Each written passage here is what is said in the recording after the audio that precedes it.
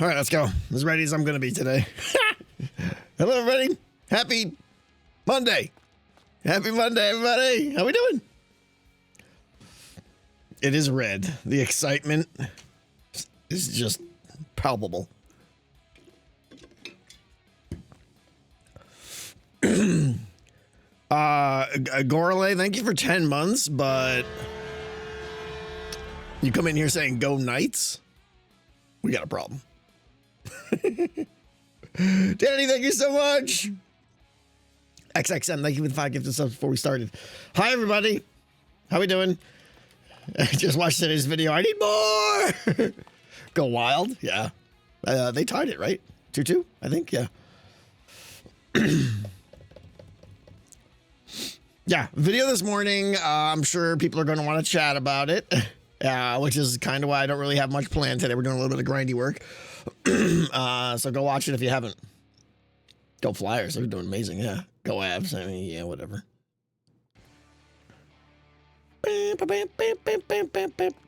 Tavern is awesome. That guy? Thank you. Thank you. Thank you. Thank you. What team does Tango support? I am a Mammoth fan. I've been a Coyotes fan all my life. Not all my life. For like 8 years now or so. And I was very, very sad when they moved, but I decided to follow them. Winter, that's not funny at all. All right.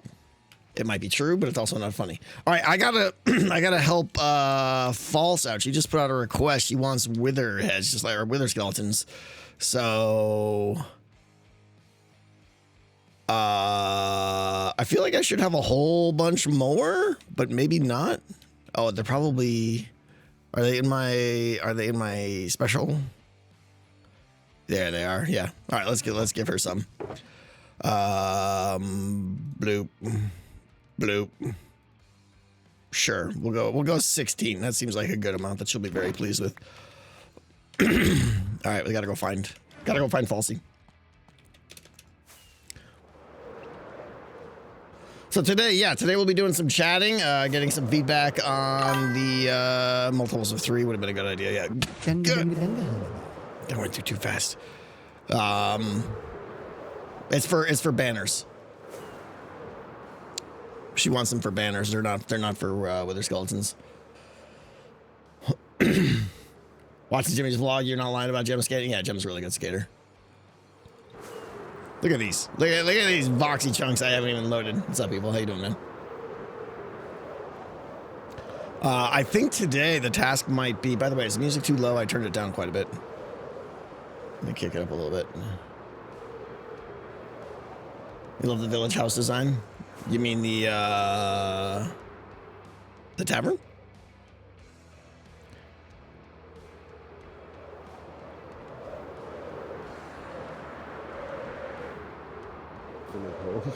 I get the vibe. Oh. You have the kids? I thought you had to like babysit a bunch. Yeah, but that was nice. It was fun. Oh. There you go. You know, Thank you. Oh, for 1 week, if you just do fun Do you need more? activities, it's cool. There you go. Yeah, no. Oh, thank you as well. No, I mean, the only thing I need now is the snout pattern, and I'm Yeah, basically I think done. X had snout. Sweet. Where do you find Yeah. it? In the This is my X pattern report? chest. I don't know if you're missing anything here. Ooh.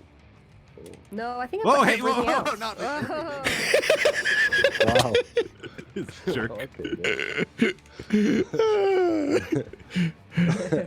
I don't even know where those come from. I don't even know what these are. For armor trims, right? Yeah. Okay, thank you. Hey Tango, by the way, are we allowed to watch your videos anymore? That's up to you. I mean, honestly, it's definitely at the point now where if you want Decked Out to be a surprise, which I would recommend, yeah, probably not. I was gonna stop watching, and then now I'm torn because your thumbnail just showed me everything. Well, you know, it's a build, right? It's a build in there. It's fine. The bigger thing is there's a lot of chat about game mechanics and stuff like that. You might want to leave those as a surprise. Yeah. Okay. And you did that already, or not? It's yet? in the video, yeah. No, it's not implemented. Oh, It's just me making bold claims as usual, you know. Yeah. That's game The design. team mechanics, man, that stuff sounded like super neat. No spoilers though. Oh, so you're spoiling it for yourself, Doc. Say. No, yeah, but I don't know about this. You're telling No, me as but well. I'm dragged getting in. spoilers. The I big got thing dragged in, though. but, Go ahead. yeah.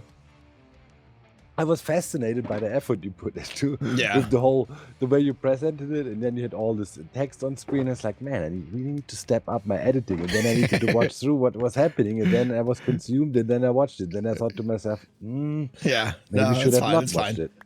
But yeah, definitely, don't be coming into the mountain. I would say I gotta install like a doorbell. That's what I need, so people can't come in because the game is pretty much right there once you go on the mountain. Yep. Yep. What does that mean?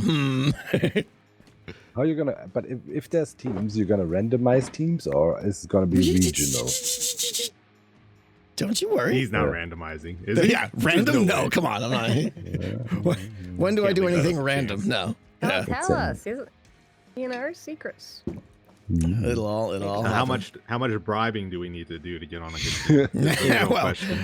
here's a special news flash for I you, wanna be Etho. Shaking his head. Yeah. You're gonna be on a You know, So, thank you. you're gonna be on a I bad want to team, be Etho. on a team with at least 1 or 2 super tryhards, so you can profit. Like that stuff has value to me. Come on. No wait, Always he's money never with gonna you, use that. Doc. Never Always mind. money. I want to be on the I team think you with muted Pearl. accidentally, Am I? Tango, by the way. Yeah. Maybe. No, he's just... Oh, I sure did. Yeah. We're so just the- going off of I actions. thought you were playing my thing. Hey guys. I kind of understood you just from the gesturing, but Yeah. No, when you said bribe Etho to get on a good team, yeah, no, you're gonna be on a pretty bad team. I'm just gonna let you know that right now. You are the good team. That's the thing. Because you're Etho. You win. Cub was really good. Cub is last good. time, Yeah. too. Don't you worry. They'll be fair. I sucked terribly at MCC. I came in 8th or so. That's worse being in a Yeah, 8th, team with that's somebody terrible. that carries. Out of what, 40 players? Yeah, That's that's- crazy. terrible. Wow. Team, our team. Oh, I don't team, know. team. Oh. 7th? What did we? It's like 8th. That's amazing. No, I think 20 something. I was late 20s. I think something. Yeah. Middle of the pack.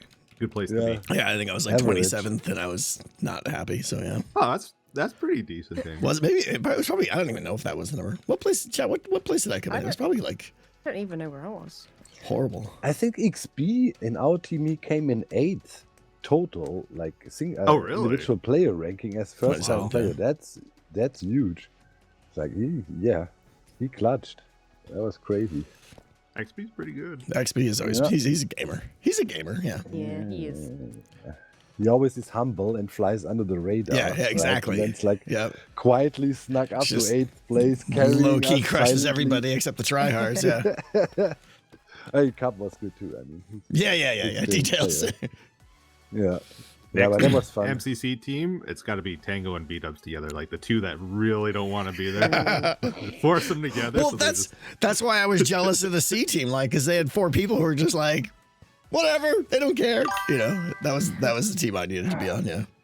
I was torn, man. Like, it's like whenever there's this jumping and running stuff, right, and too much parkouring, Yeah, I it's terrible. I have a wanna die, tendency to yeah. hate it, right? Yep. But I loved the survival game, and I loved actually the way how smooth it was and how easy everything was. Even the installing of the pack they have, right? It was literally click clack done. Yeah. and everything super smooth and it's nice. well I done. mean, The amount of stuff they pull off yeah. is amazing. Yeah. yeah, The it's team's super incredible. well done. Yeah. And that alone, I don't know, it motivated me to, at least try it as good as I can. I mean, yeah.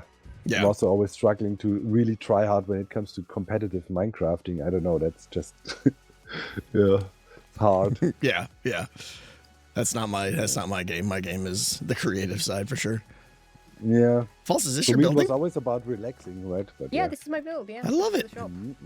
looks I'm very actually nice. working on the actual shop part of it now, rather than just the outside. Look at this. Well, I see. False Obviously, the bank was Yeah. built over there because here's the posh place where the nice stuff Yeah, is, I know. There's so much changing around Yeah. here. So Scar built that. What are you selling patterns here? Doing custom banners. We're doing custom mob. Well, we're doing mob heads. We're doing glow ink sacks. Oh, I need those. that's a good one. Yeah. That's a good one to Yeah. sell. Yeah. It's the mart, so it tells many things. I like it. Do you have Can a you farm for In those, Mexico. or how are you re-dye getting those? a banner The glowing? actually Yeah, I if made you a have farm. letters or whatnot? Like if you have A, B, C or the alphabet and then you have it on a standard banner, can you re-dye that to other colors or You have no. to make a It's- whole new banner. It's locked in. You could technically make like a crafting setup that would, like, you insert the die and you could probably. I will eventually do letters, but I'll also do like commission. Like, someone wants like certain letters, then I can make those. You know. Yeah, Okay. I had to do numbers this time around. I thought maybe okay then. Do you want numbers? Yeah, it's on blue. Okay, I guess request. you don't need that. It's like here from the display. Oh yeah, you've already got the numbers here. Yeah, you've done those. In fact, I might pinch those and put them in the shop. Yeah, if you want them. You can I got white and black made if you need those. Oh. This works. Yeah, All right, good. I'm gonna get to work. But False, if you need any more materials that I can help with, more. No, thanks so much. We have tons of That's great. skelly heads, so let us know. Cool. No, perfect. All right, bye. Thank you. All right. Later. Goodbye. I think I got my mute settings wrong apparently, or is this? Hold on. You guys can still hear me. Yeah. So that's my mute. Oh, it's a toggle. Okay, it's a toggle, not a what do you call it? Look at Doc's new thing. That's awesome. I thought it was a push to hold. I set it up as a toggle. All right, hi. How's it going, guys? How's it going? Hot mic is hot. So hot. Doc's thing is really cool. Yeah, you should go check out his video. What's up, Dead Knight? First time catching a stream. What's up, Strawberry? How you doing? Okay. I think today, quite honestly, because there's a lot of things I could do. Some of them, obviously, like I was considering going. Go Ducks! I know. I was considering starting the gray boxing, but that's not something to do in survival. I want to do that like. That's got to be off camera because it's a lot of me thinking and stuff like that too. And if I just do it in survival, I'm just going to be wasting my time. So I'm going to do a little grindy test today. Unfortunately, they need to happen. And we'll chat. So we can obviously chat about the video.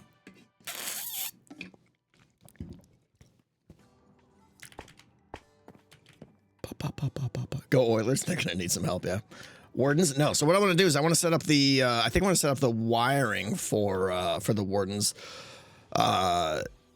So that I can have like one switch to pull them up or push them back down. Not 100% certain how we're going to do that, so we're going to figure that out. Doorbell would be fun, maybe, but the doorbell also, like, it's a silly thing, but I need to make progress. The doorbell doesn't get me farther along, so we need to do things that actually get me farther along. Oilers will have a comeback. They got to win 3 in a row now. Yeah, I don't know. Are the warden holes filled? No, not at all. All the wardens you see are on the surface here, so we've got a mere fraction of what we need to get. The tool you use for project, yeah. If people don't know about that tool, Minutor. It's Minutor is really cool. Great way to get like overhead maps with like an orthographic projection. It's really cool. Are the wardens going to be at different heights? That was a bit confusing in the video. If you get the warden all the way to the end, wouldn't it blast people? No. So the wardens are going to be. This is still a confusing thing for some people, I guess. Yeah. Like one of the comments I got was, "Well, why don't you just bring the warden up just below the surface?"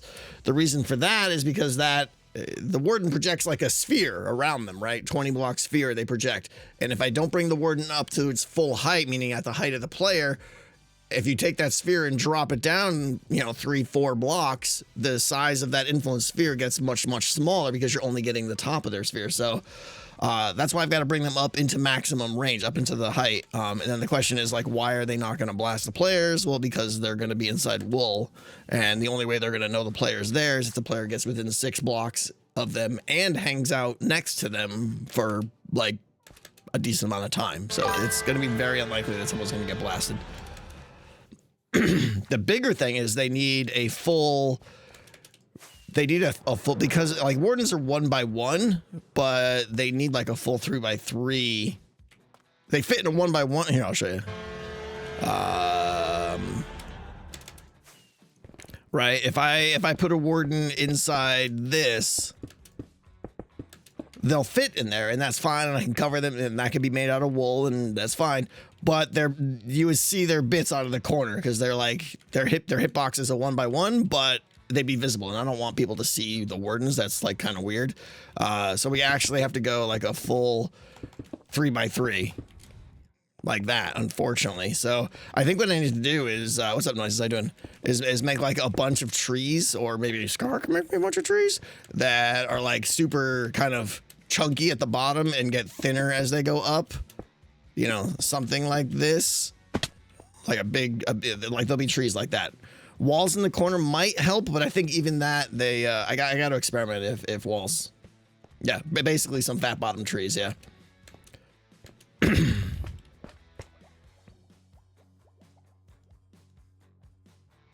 Little Skadoodler reporting for duty.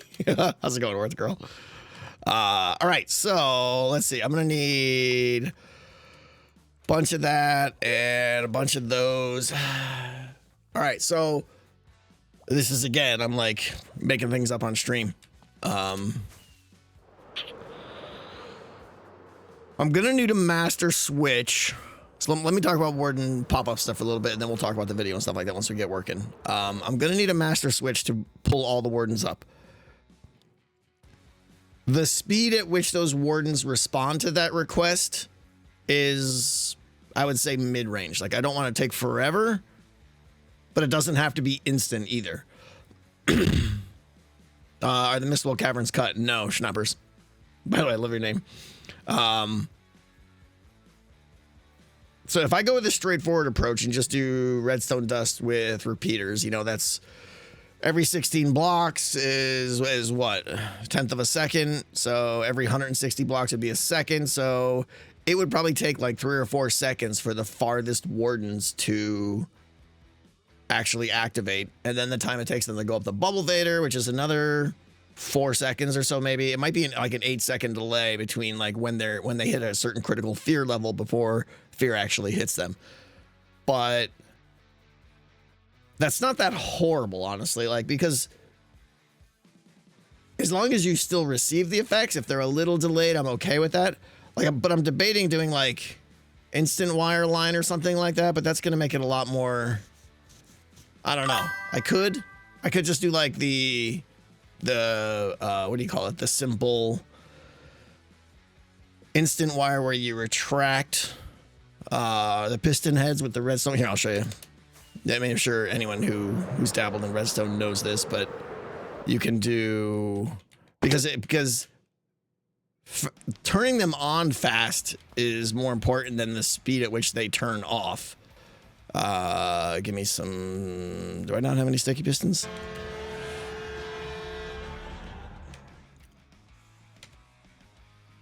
Who's got a good slime farm that's like overloaded with slime? Because that's the person I need to just go steal from. Hey everybody. People being amazing. Cryptic Shadow, thank you. Oh my gosh, I'm sorry to hear that, Cryptic. I've been through that myself. Thank you so much. Thank you so much. Thank you for being here. Diginator, thank you for T-Spy, another DNR. Thank you so much, Digit. Thank you. And Sam, thank you.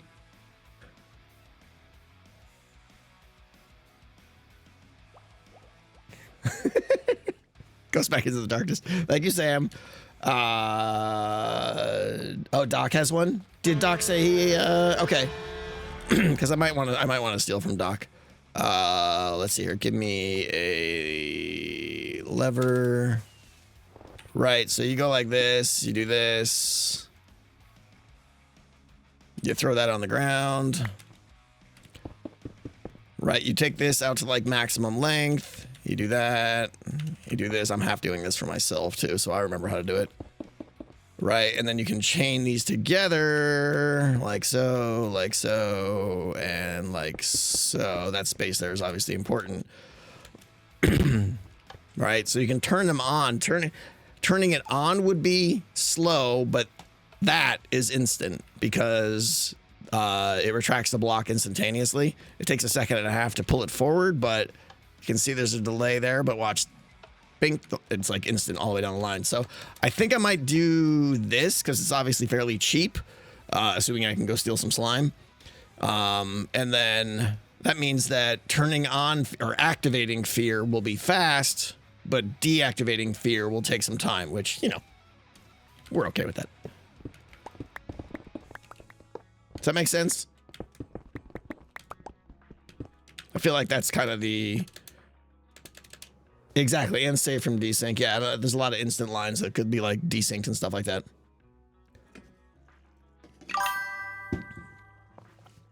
Adesio, thank you for the piece of pie. Does the bottom of each fat tree have to be made of wool or just the shoot? Yeah, that's the other problem too. Which I knew about but forgot about, so that's going to really put a limit on the aesthetics of those trees. Exactly. If I could come up with something that was like a 3x3 wool pattern that was something that was just sprinkled around town, that'd be great. But yeah, we're probably going to have to make like the bottom of the trees be made out of... well, not the whole 3x3, just the plus sign, right? Just the... What is it?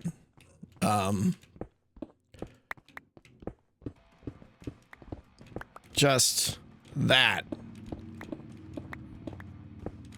Just that needs to be wool right there. In fact, it only needs to be, you know, that can be non-wool right there. So I believe that's what needs to be wool. And technically, this probably doesn't need to be wool because no sound is going to originate from below.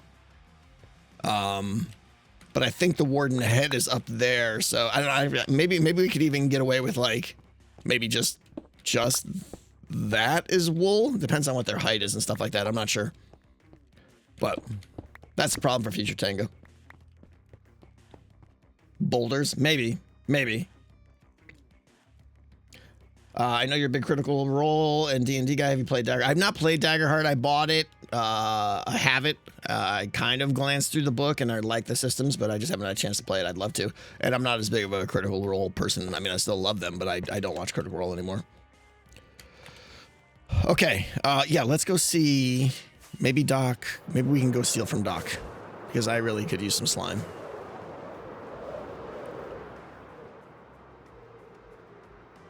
On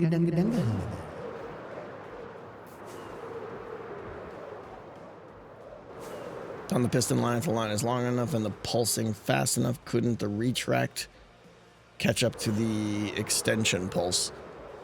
Oh, you mean if we turned fear off and then back on real quick? Yeah, that's supposed to what happened, but it wouldn't desync.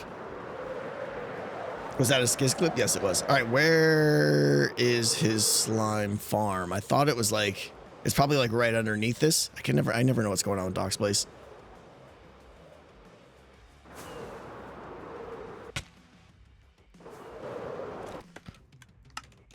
Hi, Doc. Yeah. Could I, Oh, reading. sorry. That was good. That was good. Could I, perhaps steal some slime? Yeah. Here. You got tons, I assume, right? As I said. Yeah, it should still be a lot. Here, take a Schalke. You know. Oh my gosh, you serious? Yeah. Okay, well, I'm good for the year, for the whole season. Thanks. All right. All right, cool. Thank you. If you need anything that I have, let me know as always. This place is looking great, by the way. I love your new build. It looks amazing. Yeah, it's a bit dark, isn't it? Like I should... Inside or outside? In the videos. Inside. Oh, dark is good. Dark is good. Yeah, but now it looks good, but in the videos it always feels like it looks a bit too dark. I don't know. I think it looks fantastic in here.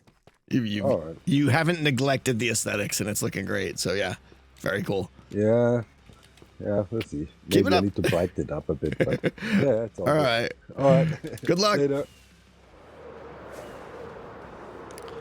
The baby B-dubs. I know that's going to be like the thing. Oh, I got to take that down. Let's take it down now.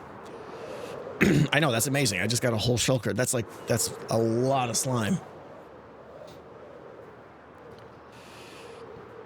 For faraway locations, and the warrants could stay permanently up position if triggered too often. Piston delay extension. When we activate them, it'll instantly pull them up.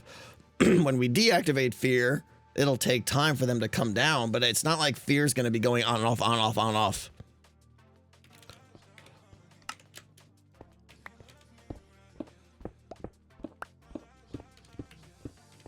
What is this? What is what? This is from the charity event. Grian built this to as part of Hermit Master.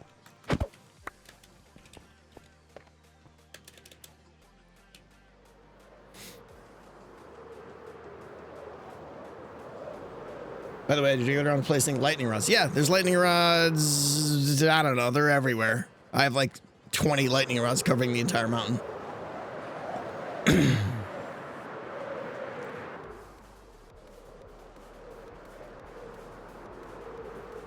Did I just drop my pick? No. Pick's over there. Oh, I pre-dunged.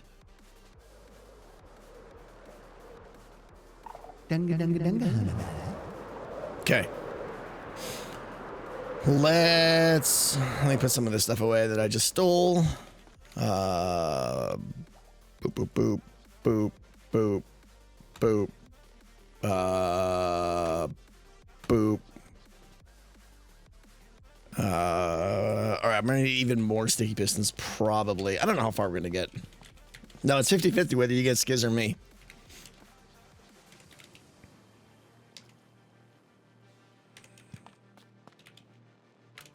You know, I think I'm gonna put this. Put some of that there. Put the rest of that there. Boop, boop. Okay. Is there a clip of me hearing Homie Buddy for the first time? No, I mean that would have been 10 years ago. I hope we get more hermits. I know Dead Knight. I kind of do want to get other hermits to do the dunga dunga dunga thing. We'll see. Very low priority though, obviously. Bloop bloop bloop bloop bloop bloop bloop bloop. Okay, that should be enough.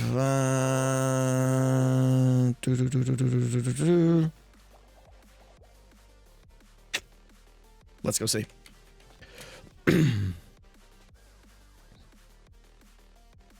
Better Sam. Ethos said it. Oh, I don't know. Did he do it? Did he do it on stream? It's got to be an official recording. I can't get some crappy stream pull. Like the Facilier, thank you for 40 months. Thank you so much. Okay, yeah. So I'm gonna start to get going here. Let me get my groove going here for how we're gonna do this. And then we can start talking about the video and questions you guys have and stuff like that.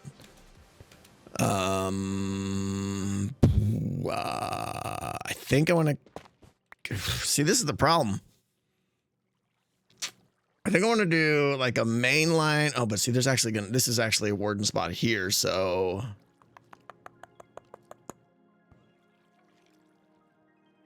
I think I want to have it come from the north and send a line down the middle, and then those branch out to the sides. I think. Let me see.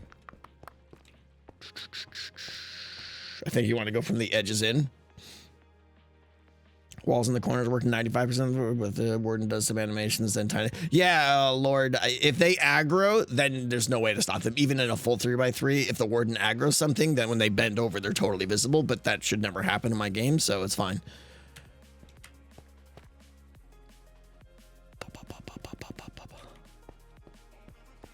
So why? I think going down the middle is fine, and in fact better, because it'll have a better average response time to all the individual nodes, whatever. We set on 3 teams, pretty heavily leaning towards 3 teams. I think 3 teams is way more interesting than 2 teams. That way there's like, you know, could be teaming up and stuff like that, and they'll kind of self-balance, I think. Okay. The downside of 3 teams is it's going to mean the number of players on each team. If we go, the more teams we add, the smaller the teams get, and the smaller the teams get, the more vulnerable they become to players not playing and stuff like that, right? Because if we go 3 teams, we're probably looking at like 4 players on a team. There'll be more people that play than that, but other things that I'll talk about later, we'll see. But the less people that are on a team, then one or 2 people dropping off is going to hurt the team a lot more. But the dynamic you get from 3 teams is way more interesting and fun than just 2 teams, I think.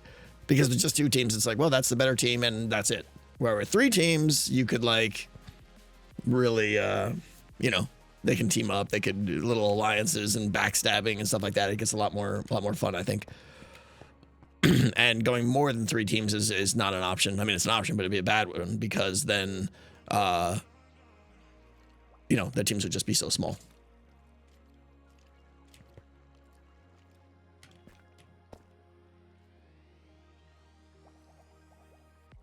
Do you have to hard code the number of teams? I don't know what you mean by hard code. But let's not talk about who's on what teams now. I know you guys get excited about what the teams will be. I don't want to get into that.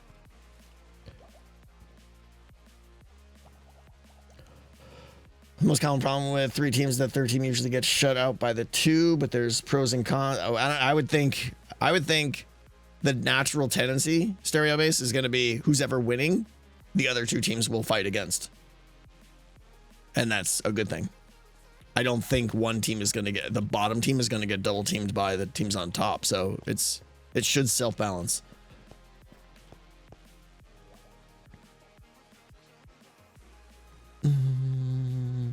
Are all the teams that do not control a shop still able to, for instance, get food for them, but not with a discount?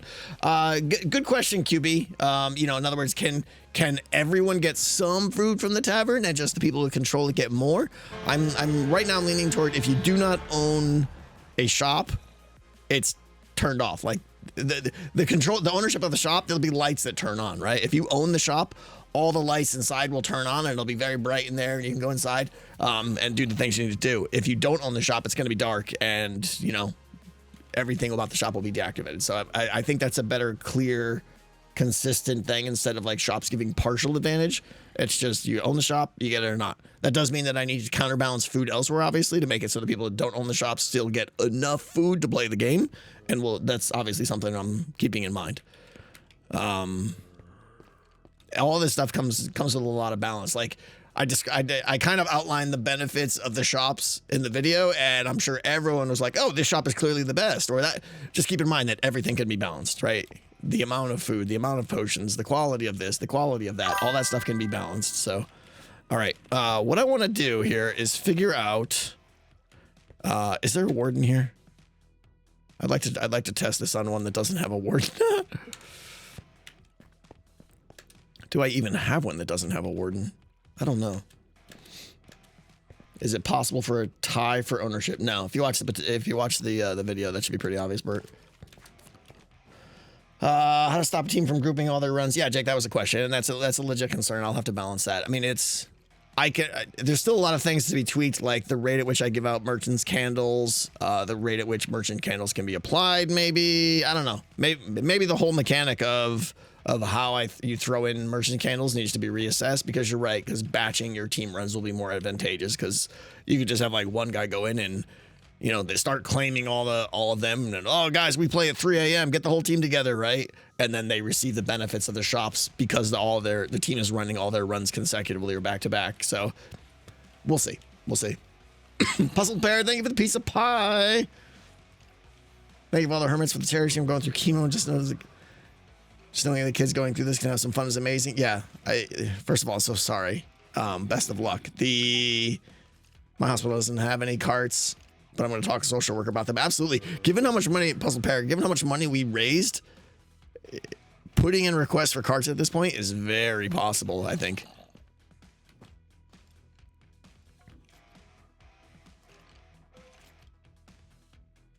I know I'm missing a lot of what you guys are saying. Feel free to, I'm gonna regret saying this, but feel free to repeat at a good pace, meaning like once every 5 or 10 minutes if I miss your comment. But I want to let me get started on this redstone here so I can kind of hit a grind here, and then we can really get chatty. Where is there? I gotta go back up top. I need to find a bubble later that's existing but not full.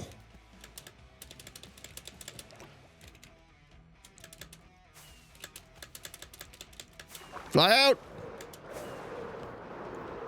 I don't know that I have one. Here we go.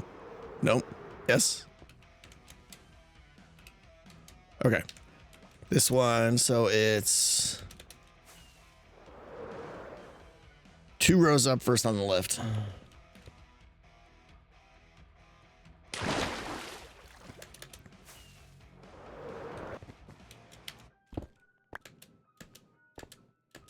How many carts do you get for 1 million? I think they're a little bit over $3,000 a piece, which is expensive, but that's because they're super high quality. All right. Right? Nobody's coming down here? I mean, technically the wool's there, so I'm fine, but... All right. So, let's see here. The easiest way to do this...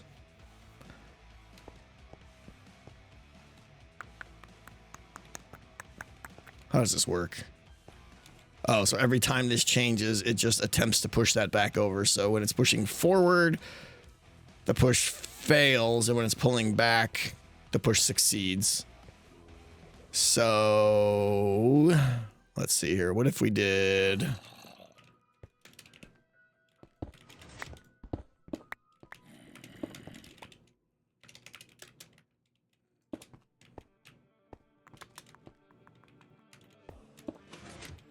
Did I not bring blocks?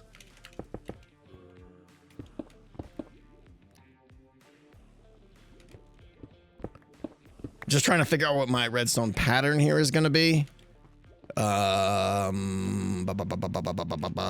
I need to have the constant on offline. This is probably going to be like I could just do... That would probably work, but I could probably make this more... probably make it tighter. Let me see. For those just joining, I'm trying to chain together all of my warden bubble pop-ups so that we could have one lever to, you know, to control them all at the same time. All right, so that's soil. That's not working. Oh, duh.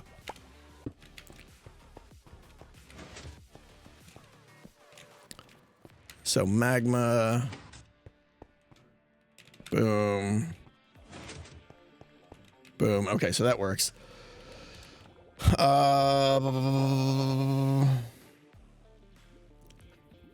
What's up, Dewdrop? How you doing? Welcome.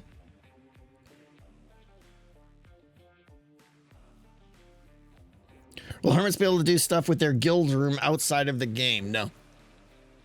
It's a in-game thing. We'll talk about that in a bit. Again, I'm trying to... Now it's inverted. Well, there is no inversion. I don't really care what the... I just want to have a signal that I can turn on and off. Let's see. I'm just trying to figure out if there's a way I could do this where I just run the wire below here. What if I did... Only because I'm going to be doing a bunch of these. If I do... Nope.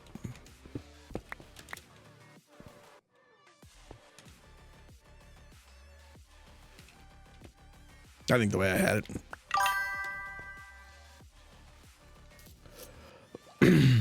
I think the way I had it is probably the best. Or the observer coming in from the side here, I think. Oh, wait. What if the observer comes in from the back? That might be clever. There we go. I think that should do it. And it's a little bit more, a little bit tighter. Let me see if it still works. All right, so we're at magma. We're at soil.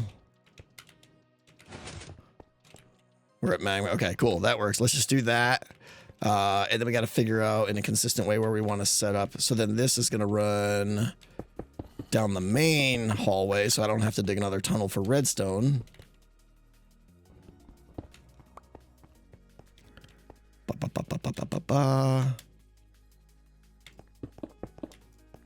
That's going to go down like that. And then let's see if I do...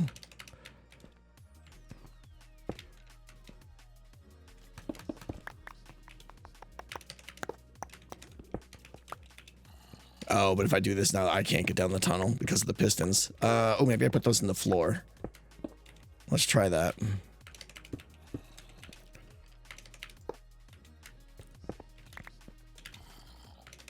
Right, so we do this. Ba, ba, ba, ba, ba, ba.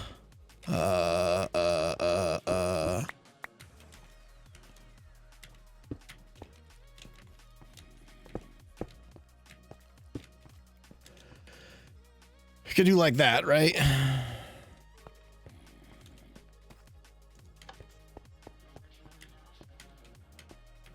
Can't fall through.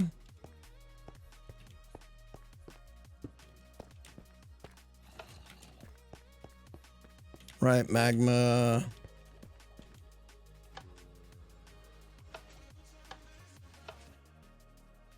So we want to say, let's see if this works. So we're at soul sand now, so we actually want it to be the reverse of this, right? So we want it to be so that when this unpowers, it pushes toward what do you call it? Towards soul sand, and we got that backwards right now, I think, right? Because that's the activation switching to soul sand mode, so we got to reverse this. Different design chat. What? How our team's gonna work? We're not talking about team formation yet. I know that's like the thing everyone is excited about, but do I need a torch in here? Just flip the blocks. Oh. I could swap the blocks, but that means I got to go back and change all the ones I have too. But maybe that's not that bad. Yeah, and even for the guys that are up at the top, I could probably... Oh, I just lost that soul sand, didn't I? Oh, no, there it is. Okay, yeah, let's do that. All right, so now, when I depower this line, boom, instantly turns to soul sand. All of them will instantly start going up, and then when I turn it off, they'll slowly start coming down. Okay, does anyone see a problem with this? Does this work? Goblin, thank you so much. I appreciate it. And thank you for the resub. I see a problem. What is it, Mathkey? Why the second piston? One is to depower the line. One is to swap the blocks. That has to be a redstone block. How slow is it for them to start coming down? One question, is this on a clock? Right. No, it's not on a clock. So they go up and down to avoid aggro. Oh, I see. In other words, we can't leave them up permanently, right? Even if someone is peaking at max sphere, we can't leave them up because they will slowly start to gain aggro, I think. Again, they really only gain aggro like by sniffing, I think. I gotta refresh my memory on how the aggro works. Because if they're encased in wool, they hear no sound, so they get no real jump up in aggro. The sniffing, but they can only sniff people who are within 6 blocks of them, I think. I think that's what it is. Why aren't we using repeaters? Because it's too slow.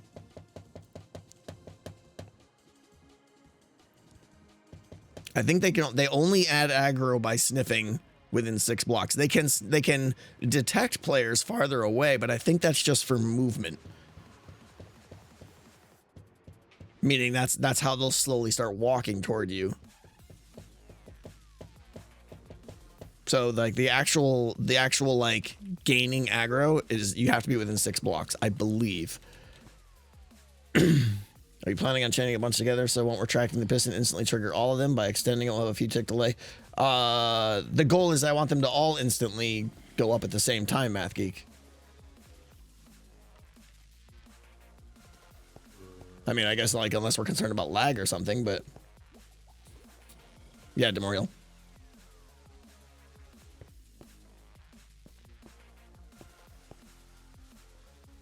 Powered rails instead of redstone. The problem with powered rails is they get out of sync. I don't ever want this to be out of sync. Why do we care about a few ticks when they already take a while to go up and down the water column? It's not a few tick schnappers.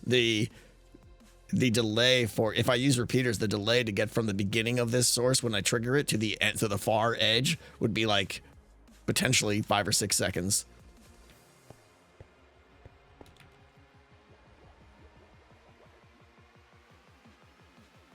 Because they instantly go down with the Instantly go up, down, like, won't some of them stay up.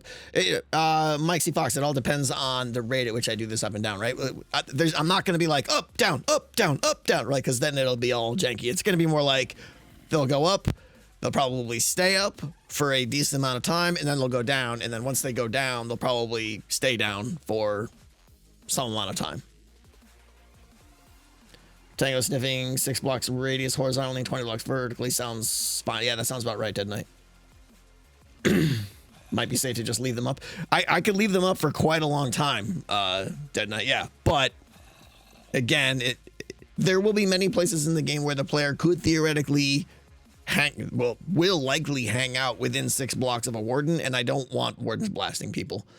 Right? In the corner of the tavern there, right? That little extra boop out on the tavern there. If someone was just like hanging out in the corner of that building or in the shop or something like that, you know, buying food or something for 30, 40 seconds, I don't know. I just don't want any aggro. You're worried more about mobs? Yeah. I suppose mobs could be a problem if you're right, if we leave the warden up too long. So we do have to lower them. But the good thing is technically, like, because the darkness effect lasts 20 seconds, right? We could raise all of them up, leave them there for 6 seconds, and then immediately lower them, and then raise them up another 30 seconds later or 40 seconds later or something like that, right? So that they're only up for like 6 seconds at a time. Now, it does mean, because the raising and lowering is inconsistent, meaning they're all going to go up at the same time, but the ones farther away are going to take longer to go down. I will have to be aware of that as well too, yeah. Problem is that now the time that they can stay up can vary a lot. It can vary, yeah, Jake, within like 5 or 6 seconds or whatever the distance is to have that signal traverse. You're right.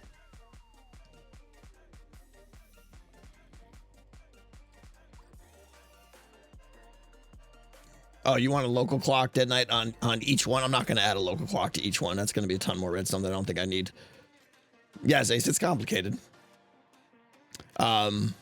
So I either need to be okay with there being a variance with how much each warden stays up, or not use instant on just one side of the equation, meaning I'm using instant wire to lift up, but not instant wire to lower them.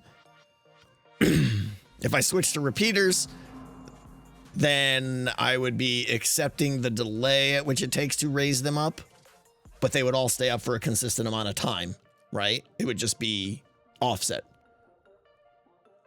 So now that I'm thinking about it, maybe that's right. I could use instant wire in both directions, which would solve the inconsistency. I could use repeaters, which is simple, but would add delay to them lifting up. But maybe that's okay. Repeaters won't be too bad if you start in the middle. Maybe. Because, yeah, now that, again, we're making this up as we go here. Maybe it's better to accept the delay, but have them all be consistent.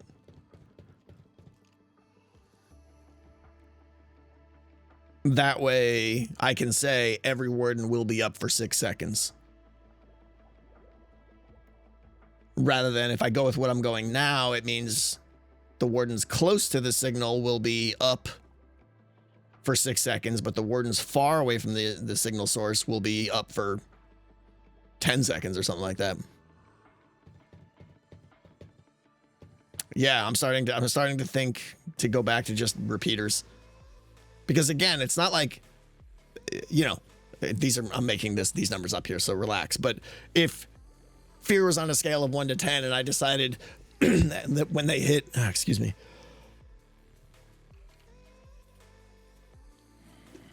If I decided that when they hit fear level 7, that's when I want to trigger the wardens, it doesn't, to me, I don't think it really matters that it happens the second that they hit level 7. Right? It's more about getting a consistent feel. I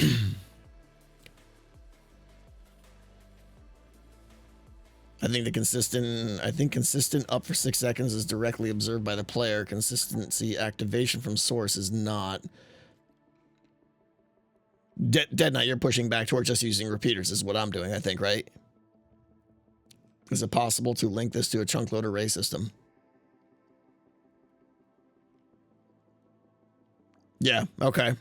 I mean, obviously repeaters is easier too. I'm starting to think, and by starting, I mean I'm convinced that that's the better way here.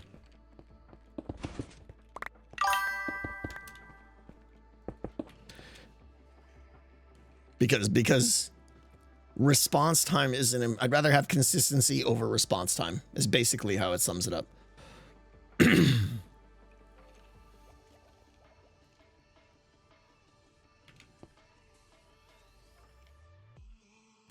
I going to do the VOD sign walkthrough? It's on my list. I've really been trying to figure out the video and stuff like that. Plus, Dead Knight released that spreadsheet, which is kind of your confirmation of where your sign is and stuff like that. Why not do two-way instant wire? Because quite honestly, I don't know a two-way instant wire off the top of my head, and something tells me it revolves around either bulky redstone that I don't want to do 150 times, or something that can get out of sync. Maybe I'm wrong, though. Did I say bread loaf? What? Did I say Dead Knight? Oh, sorry. Bread loaf is what I meant to say, yeah. Okay, so for this, maybe right there is a good spot to put the... I'm redoing this now, basically figuring out... that's got to go down because we don't want that to power that.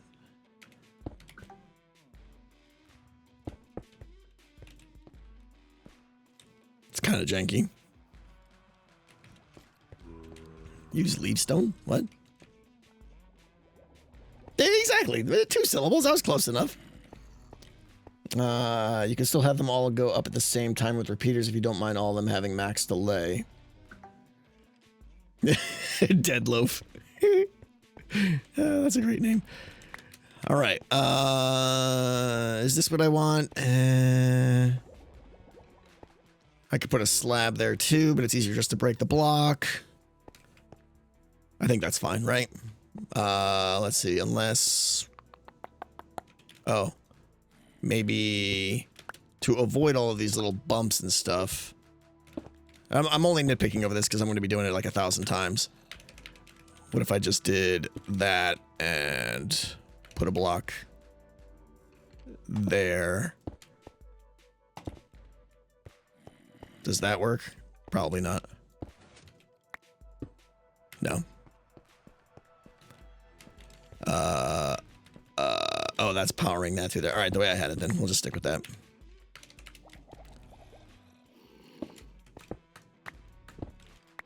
All right, so we just got to lower it there. And there. I think that works, right? Okay.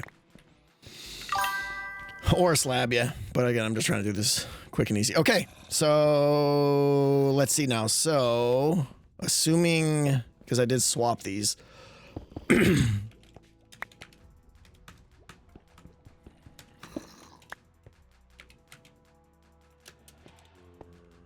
Yeah, I want the back the way it was originally now. Yeah. So I don't have to change all the other ones.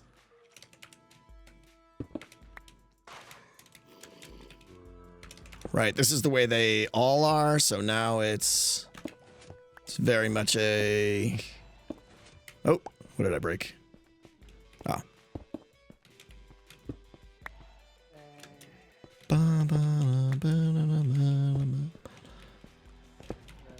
Nip.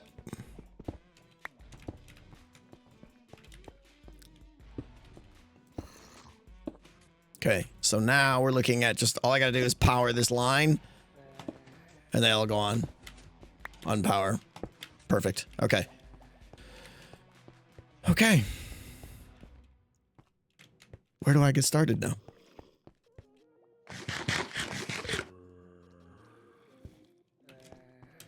We're going to try and maximize your time with the hermits in the lobby. I always thought it must have been frustrating if you have to fly back and forth, the storage room, redstone controls, etc. So, yeah, Bonds, that's a good question. One of the One of the and I don't have a solution at all for this yet, but it is a goal and something I'm going to try and keep in mind is what sucked about Decked Out 2 is having to fly around, especially when they went outside the load range of my character. Like when you guys remember Decked Out 2, when they got to level 3, I would have to move my character so that I still could see them, so that the free cam would get updates and stuff, and that was kind of clunky. So what I am tentatively thinking, and I don't know how I'm going to pull it off yet or anything, but the idea is that when a player runs the game, I'll physically get in a minecart, and that minecart will intelligently go to the section of the game that they're in, so that I don't have to worry about where I'm at, because the game, the horizontal side of Decked Out 3 is way bigger than Decked Out 2, which means I'm gonna have to move my character a lot more than in Decked Out 2. In Decked Out 2, I just had to move them basically once, one to watch them at levels 1 and 2, and one to watch them at levels 3 and 4. But now going from like the cemetery to the swamp and then to the mansion and then to the thing, they're like the load radius is obviously much smaller relative to the overall horizontal footprint of the game. So I'm going to need a better system. Otherwise, I'm going to have to be moving my character constantly. So I think some kind of smart minecart ride where it's just like they run, I hop in the minecart, and I think the minecart is going to be on the roof. I'm not sure yet. I'm not sure how I'm going to get the signals up there, but there's a lot of stuff to figure out there. But that's the idea, is like when the game starts, I go into a minecart, I go into free cam, but my minecart stays close to where the player is so that the player is always loaded, but my free cam is free to just go wherever. Can you not watch with an extra spectator account? I mean, that would be 3 accounts potentially logged in, and hot swapping the account I'm in would be like kind of a pain for OBS and stuff like that. Plus, no, spectators aren't going to get updates, right? Do spectators get? Yeah, they must. I don't remember. Does yeah, I don't know. Spectators get updates. Okay, yeah. So by being in the area, yeah. So you're right. Just having a spectator account would work, but I don't know. We'll see. We're not using an Ender Pearl system. That's going to be super clunky. Yeah, that's totally impractical. All right, where am I here? And did I do this backwards? Which way? East. Did I put that there? Spectator count is less fun, Redstone wise. Hey, newsflash, Dead Knight. I don't need any more fun Redstone. I need the game to be done.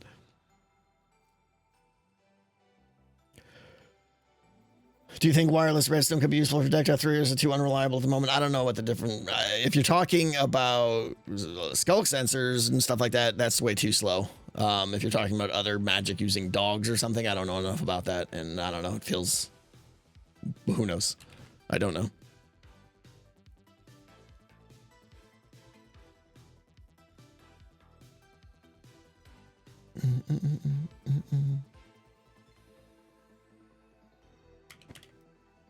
Game C, it depends which version of wireless Redstone, yeah. Wardens can be used to send wireless signals using their AI tracking, didn't I? Some of the stuff we talked about? Possibly, yeah. All right. Sorry. In case you haven't noticed, it's very hard for me to do anything on stream and chat at the same time. All right, so we're up here. I think I want, because this is kind of like ish halfway. Well, maybe we should go. Yeah, I already have this vertical line running down here, so I'm just going to use that as the as the main kind of artery, and then everything will branch off of that. It does mean that the slowest to react will be over there in the cemetery, but worst case, I could just reverse the direction of this main line, and all the wings would stay the same. If I just want to have the source, start down there instead, which may happen, and we could flip it easily. All right, so we're going to say that the line starts here for now. And now this is actually going to be is it? That seems very close.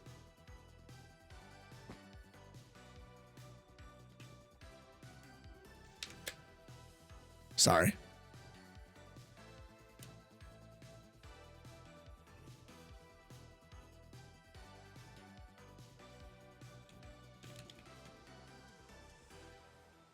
Oh, it is every other one. Okay. Every other one is 1. So the one I'm standing on is not 1. But this one is.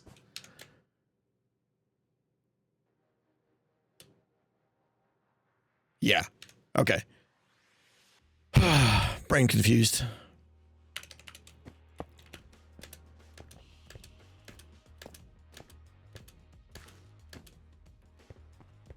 What's up, Rustic? How you doing? Welcome. Going the wrong way.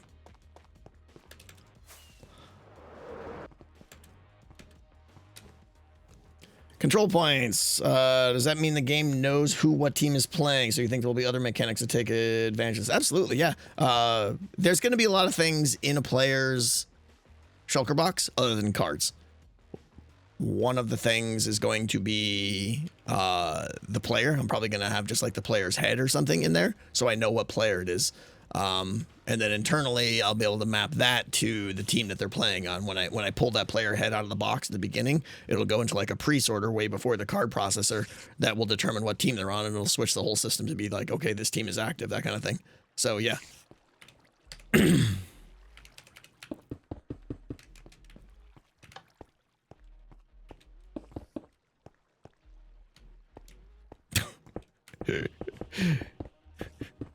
Yes, etho mode could be a thing.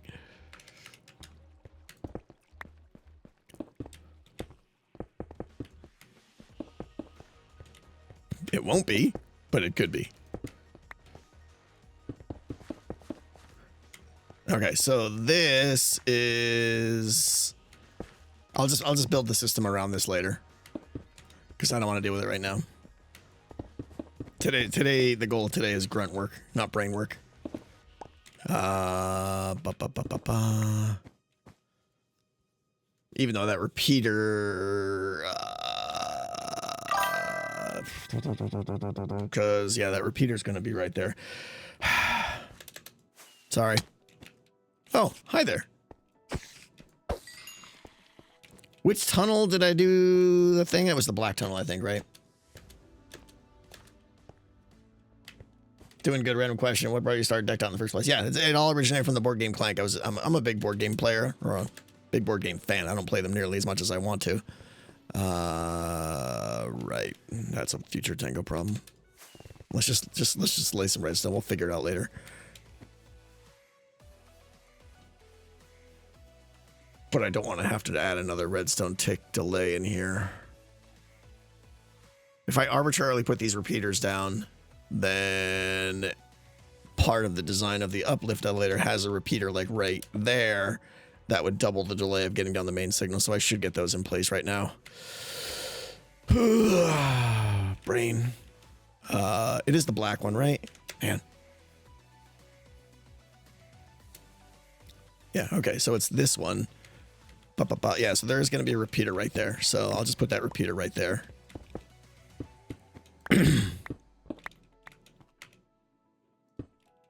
I'm mumbling to myself, I know. I'm just trying to identify future problems before they start.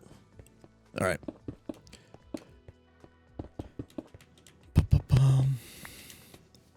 How will you get the wardens in with all the redstone noodling in the tunnels? The redstone isn't going to affect it. They could walk on redstone, you know.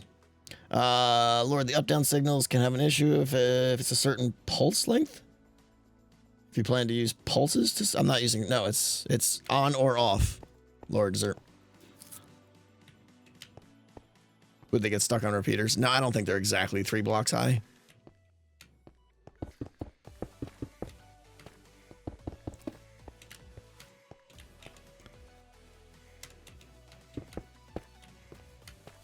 What's up, Skittles? How you doing?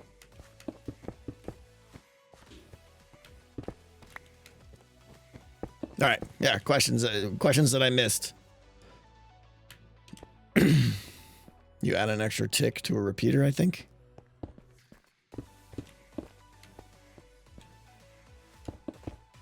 Donos, did I miss one? Revelo, thank you for the piece of pie. That may be stupid, but could you have an instant piston line that you had before? Could you have the instant piston line that you had before always active and then just toggle each station only when it receives the off signal? then turning on is just resetting for the next time you turn off. I don't want anything that's... I'm not sure what you're saying, sorry. But I don't want anything, this is probably not what you said, but I don't want anything that involves a pulse or anything, because then things can get out of sync if you do things too quickly or something like that. What's the plan with the caverns? The caverns are an interesting kind of dilemma. Not dilemma, but that is a question. You guys talked about the mystical caverns. The idea is having underground caverns below the game. I'm still planning on having that. And then the question becomes, where do those go?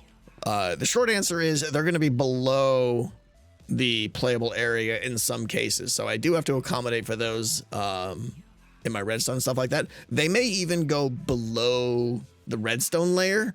I'm not sure. The obvious question to that then is, how will they be affected by wardens? The short answer to that is they won't. There's a lot of things. Like I might be okay with just saying you don't get darkness while you're in the caves. And that's probably fine to have some areas of the map that aren't susceptible to darkness, because they just have to have their own series. You know, like, yeah, I'll go in there, but no one's going to go in there and hang out in there just to avoid the fear effects. That kind of thing. Will there be bats in the caverns? Sure. I don't know. You know, not receiving the effects of fear can always be counterbalanced by making that area a little bit more, you know, discouraging.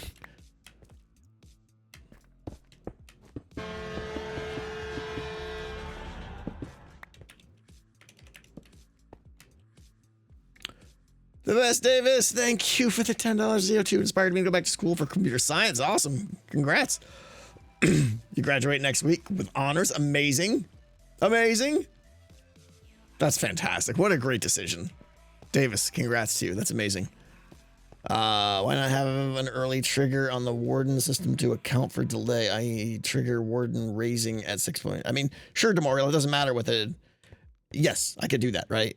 Again, there's not going to be a threshold that's like, bam, this is the point where fear should be activated. It's just like, if you cross this threshold, you're running the risk of fear happening. Because I'm not going to have a hard line. It's like, it'll be an escalating chance of fear being applied. Like, again, making these numbers up. If fear was on a scale of 1 to 10, I might say at fear 5, you start to have a chance of fear being applied, but it's 10% chance every 30 seconds or something. I don't know, right? But the closer you get to 10, the maximum, that chance increases. So there's no hard line, and it's a very kind of nebulous feel of when I don't want players associating darkness to a very specific fear level. It's more of a sliding scale. So that contributes more toward response time is not important. It's just, all that matters is that they know that high fear, the higher their fear gets, the more likely they are to receive the blindness effect.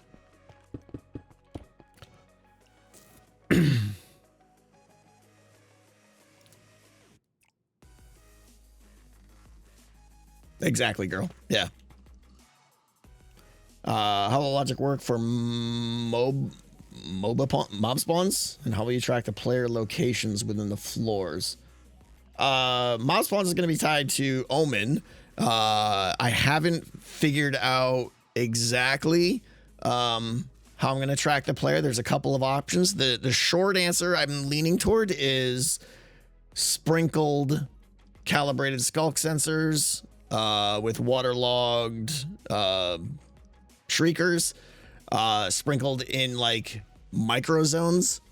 So when I say micro zones, I mean like, you know, 5 or 6 of them clustered together that point to one location and signal a central location. And if that central location is triggered, it means they're in that area, and that area is turned on for mob spawns. Yes, it does mean if they perma crouch, they would never get mob spawns. So I got to work on that too. We may have funnel points that use other player detectors like pufferfish or something like that. Yeah, and then the warden tracking is an option, Jake, but everything I've seen about that looks cool, but it's hard to translate that if we're talking about the same thing. You can have 2 wardens that chase the player, and you can calibrate their exact position because of that. But to turn that information into zone clusters and how to activate them feels a little bit more challenging to me, honestly. I know, right, Dead Knight?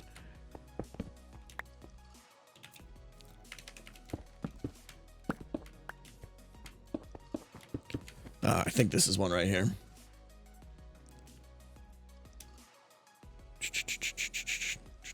No, it was the previous one.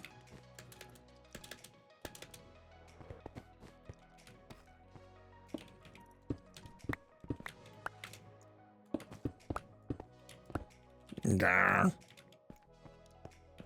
Yeah, that's a shame. Something tells me I'll come back down here and redo all this, but if I can get the bulk of the line done, that would help a lot. How will the hermits keep their designs of village houses consistent without having spoilers? Bella, are you talking about the hermits that I may or may not ask to help contribute to building the village? If so, then anyone that I want to help come down here, what I'm probably going to do is might put up like a dirt wall around the area that they're going to work in. It's a good question, Bella. I'll probably put up like a dirt surrounding wall, and then depends how much effort I want to go to, but I might have a underground access for them to go under the map, pop up into their area and say, honor system, just hang out inside here and build in here. But if it's someone like, if I wanted to get someone to help me build something now, then whatever, just come on in and help. Yeah, it's not like there's a lot of spoilers. It depends on how early I bring them in. What's up, honeydew? How you doing?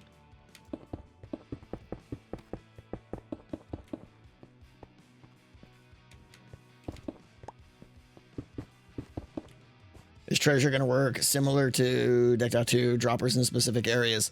No, Joe, I do have other plans for that. What I want to do, and I don't have a full solution to that, is what I want to have a universal item distributor that is basically, it won't be time responsive, but the benefit is that it'll be a system that I can throw anything into, treasure being one of them, and it will distribute it somewhere in the map, localized based on where the player currently is, using that same skulk sensor calibration zone activation system. So I can throw gold in there, whatever. There'll be more. I can throw a merchant's candle in there, right? And then things will pop up. So it'll just be. Plus, the good thing is that there's no droppers to refill. I just have one global system, but that comes with its own drawbacks and concerns too. So we'll see.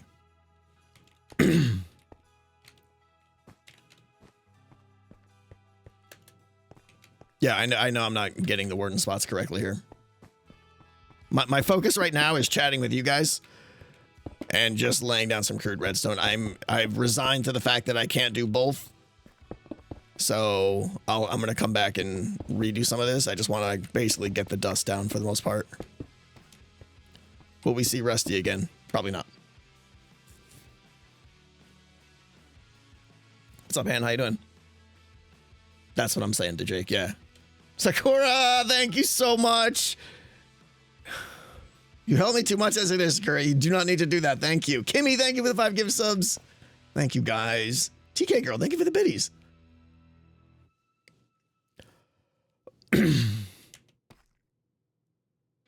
This feels a bit like a shareholder meeting. Exactly. That's what I want. That's what I want the streams to be. I want them to be like, you know, this is where we ask our questions, and this is where I get your ideas that help improve the game as well.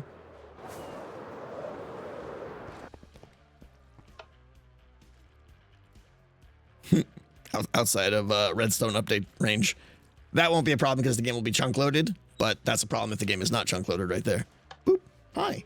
Hi. The bananas are all trying to escape from the car. Oh, I hate when that happens. You need to eat. Banana down. Because all 4 of them just blopped. Just Are you making smoothies today, maybe? No, I'm making myself a sandwich right now. Okay. And I'll just die.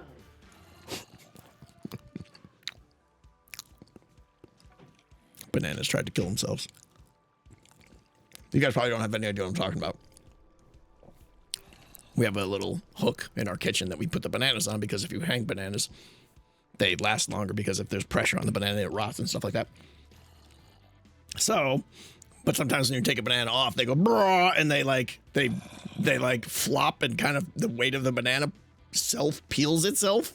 And once a banana peels itself, it's like, yeah, you gotta eat it. So we're eating bananas on the stream today. Sounds like banana bread, I know. Banana boom boom, I know.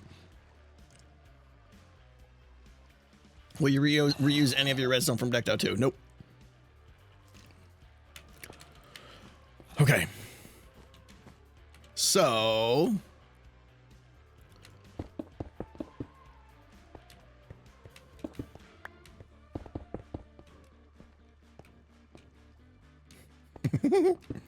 Quite literal banana boom boom, yes. This is gonna make him come down, but that's fine.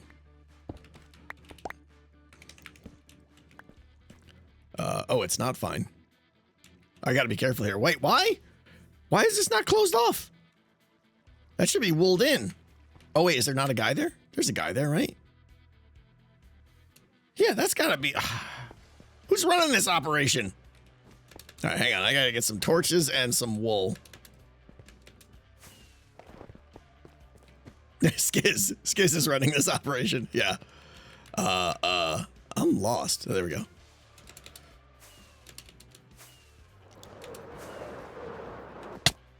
Gonna die. Banana pancake sounds amazing. I know. Are there any farms you still need to make for Decked Out?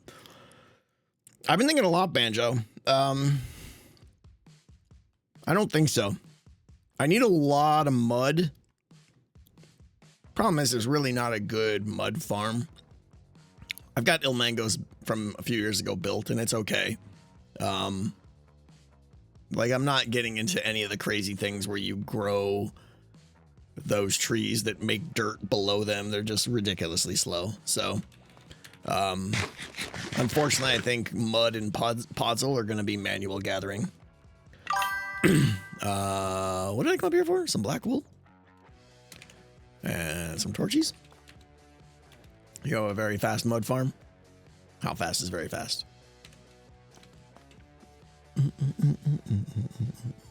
Nightshade! How you doing? And thank you so much, Nightshade. I've heard wrapping ends of bananas or with parchment paper helps them last longer. Interesting.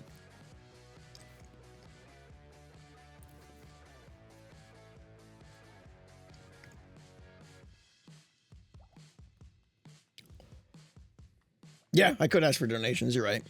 But I'm not going to ask for any donation that's just like, hey, go out and grind mud for me. Like, who's going to... No. Donations I ask for are like slime, right? Doc's got a slime farm. It doesn't cost him hardly anything to give me some slime. That's what I'm comfortable asking for. I'm not comfortable asking for... just, hey, go out and spend an hour digging podzol for me. Like...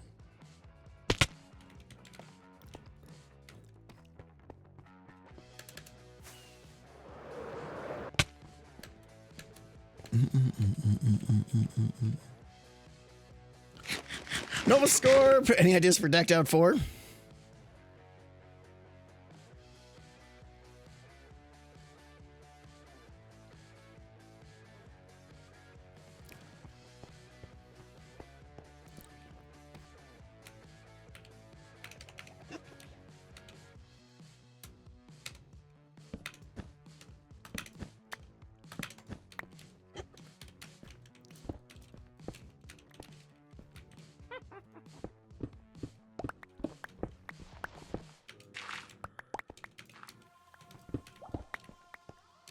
Sorry, there was a necessary amount of pause that was required there.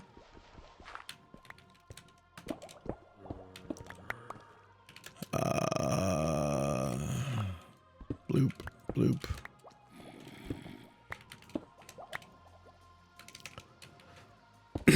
So that's a maybe. Sure, yeah.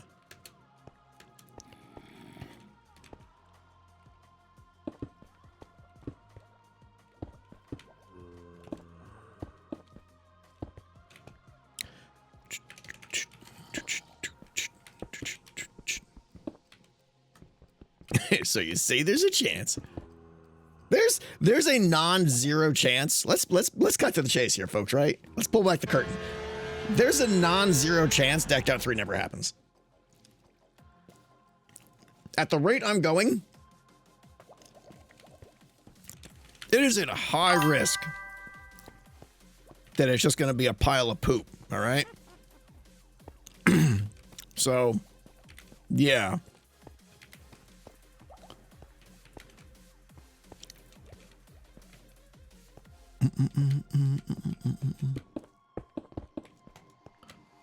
It is so early, but like I said, if you told me in December that in May I would have nothing but a stone platform, I would have said, then I have failed.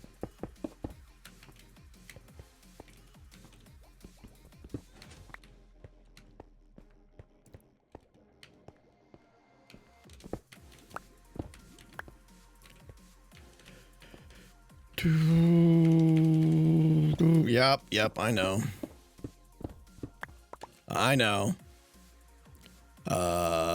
That was a mistake. He's sniffing me right now. He gonna blast me. He's gonna blast me.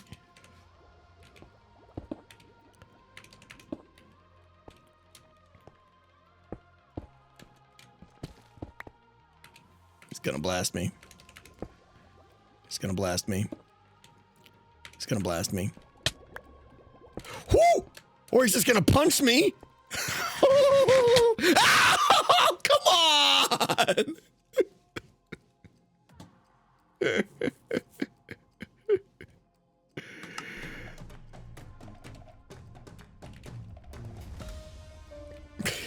Well, I knew I could tank one blast. I didn't expect the melee blast combo. So there's that.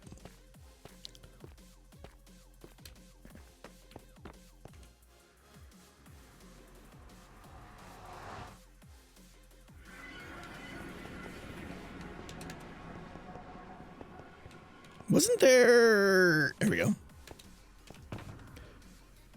Bum, bum, bum, bum, bum. Making amazing progress as usual.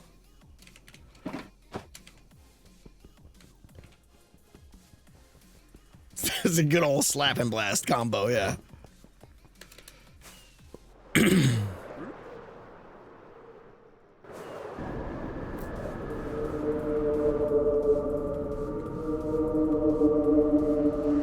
Humungadunga. All right, let's see if we can get down there.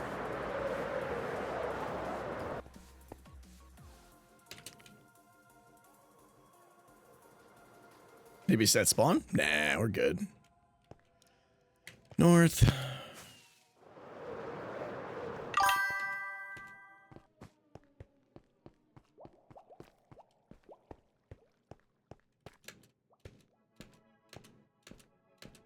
Do you regret the amount of time the mountain took? No. Yes. Maybe. I don't know.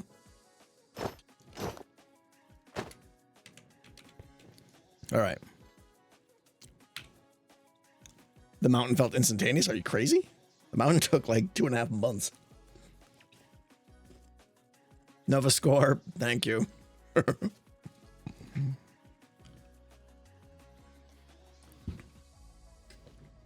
You thought the Nether Hub was getting fixed after the charity stream? Yeah, do you mean by fixed, do you mean taking the floor out? Yeah, that's something I should do.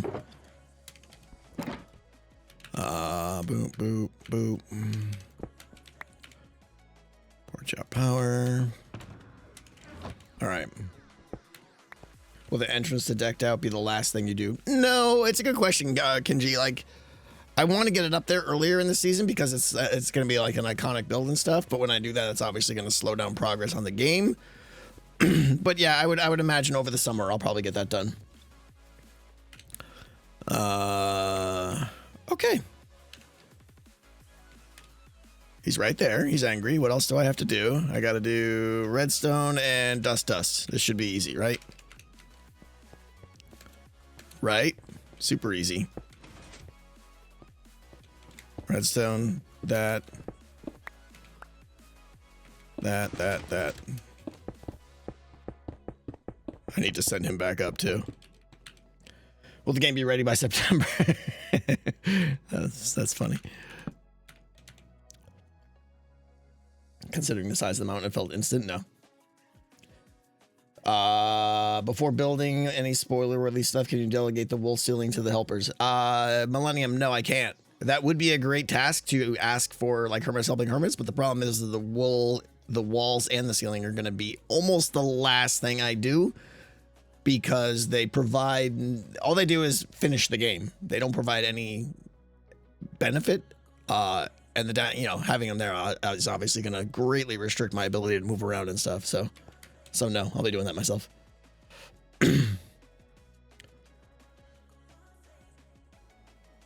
Fangirl, thank you so much. Thank you for the support too, for being part of the charity. Check latest video comments for link to Fast Mod Farm. Will do, to me. Thanks. Okay. What did I forget here now? Oh, that.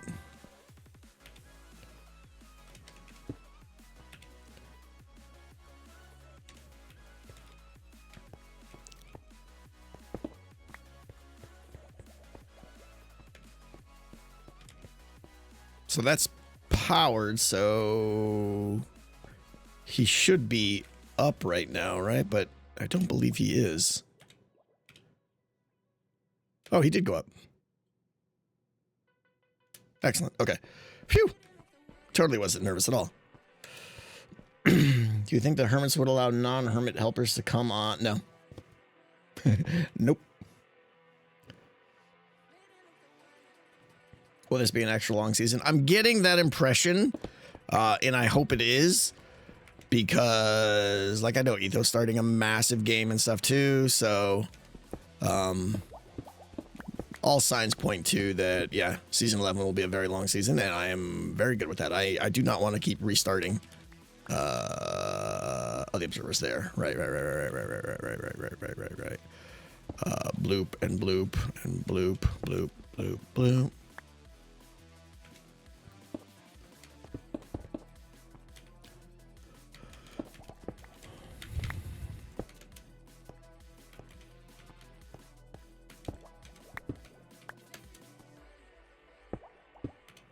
Will he do it again? Yes. Yes, he probably will do it again.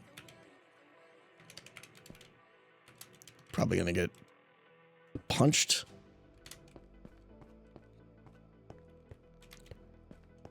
Ba-ba-da-ba-da.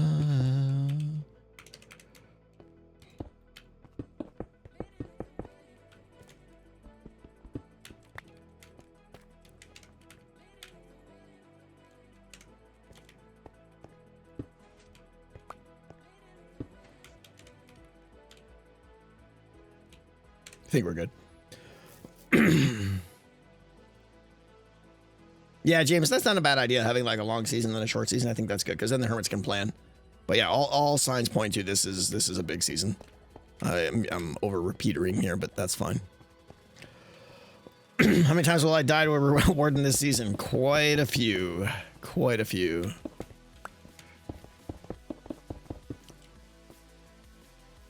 I'm so glad Skids and Impulse helped you get going so quickly. Yeah, like Impulse building all those farms was definitely a help.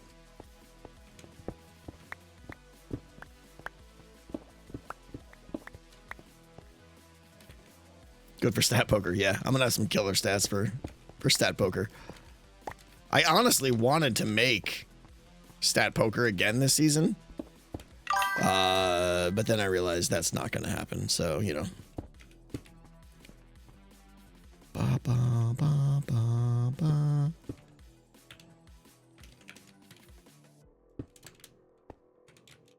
Ba, ba, ba, ba, ba, ba. Ba, ba, ba, ba, ba, ba. Yeah, I really want to do like another stat poker and really take it up another level, like with all the stuff we have now, like sounds and cool stuff, and really make it more gamey. I think that'd be super fun. But But yeah, not gonna happen. Something tells me Decked Out 3 will be like Season 9. I feel like Season 11 will end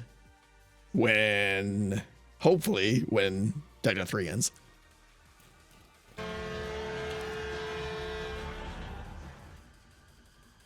Guys, I need a drink, but my cat fell asleep. What do I do? There's only one option there, and that the cat wins, right? The cat wins. Nightshade, thank you. Here's to the idea that next year's charity event will include many of the Hermit friends playing Decked Out 3. Maybe. And unofficial rounds of stat poker going on. That'd be fun, yeah. Okay. That's that. There's going to be more down there. Does anyone see? Did I oh, I did mess up.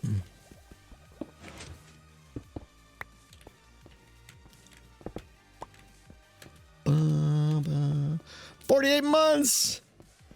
Thank you, Nico. Thank you. Stat poker in the tavern? No. I mean, yeah, that makes fun flavor wise, but makes no sense for Decked Out.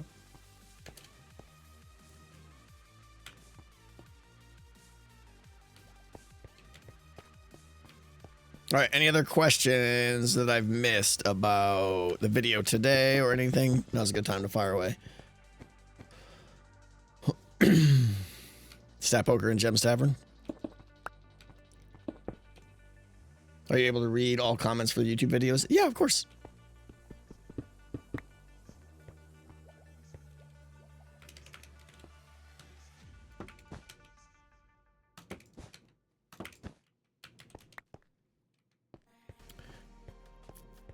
Still artifact, e.g. compass. Yes and no.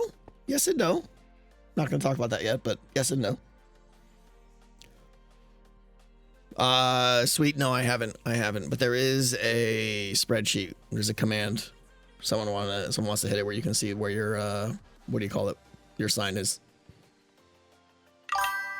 Opal. One of those is, well, both of those are not true, but that's cool. Are you planning for a Hermit hangout room? Yeah. Thingamabob. That's one of the things that was enlightening about Decked Out 2 was how much the Hermits wanted to hang out and socialize. To the point where they built their own self activities and stuff, which was cool, but I want to hopefully embrace that a little bit more. You know, I definitely want to build a first tier supported queuing system. You know, the I'm next kind of thing. I want to get that in the game for sure, so people can say like, all right, I want to play next, and they can, you know, for all you old people out there, essentially putting their quarter on the arcade, you know, saying I got next game, or putting their quarters on the pool table, right? Next game, that kind of thing. But build a queuing system for that, so it's actually there. Will there be a lore library?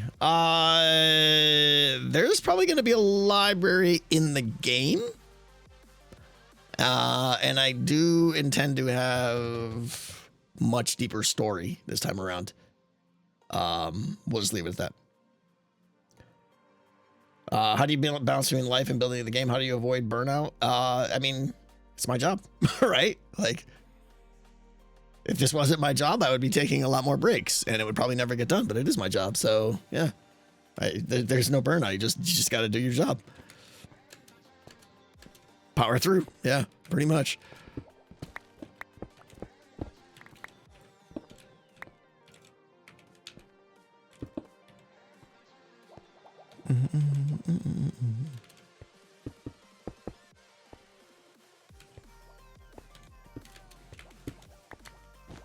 Whoops.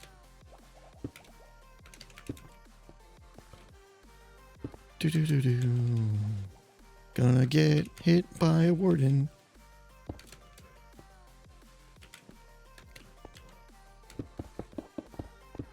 Do you plan on playing Ethos game? 100%.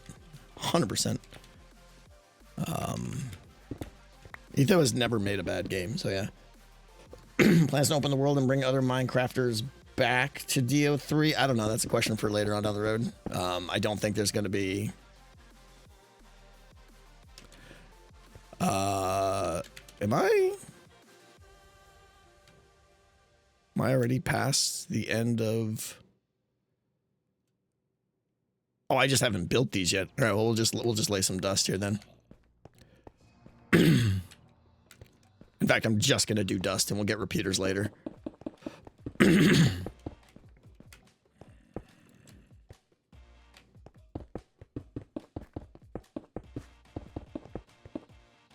Will you have tendrils in the map? I mean, does that excite you? I don't know. Yes, I probably will. Really enjoyed the Gray Box Doctor episode. Yeah, honestly, that's like probably tomorrow. Well, what is happening here? I got other plans tomorrow that I'm very excited about, but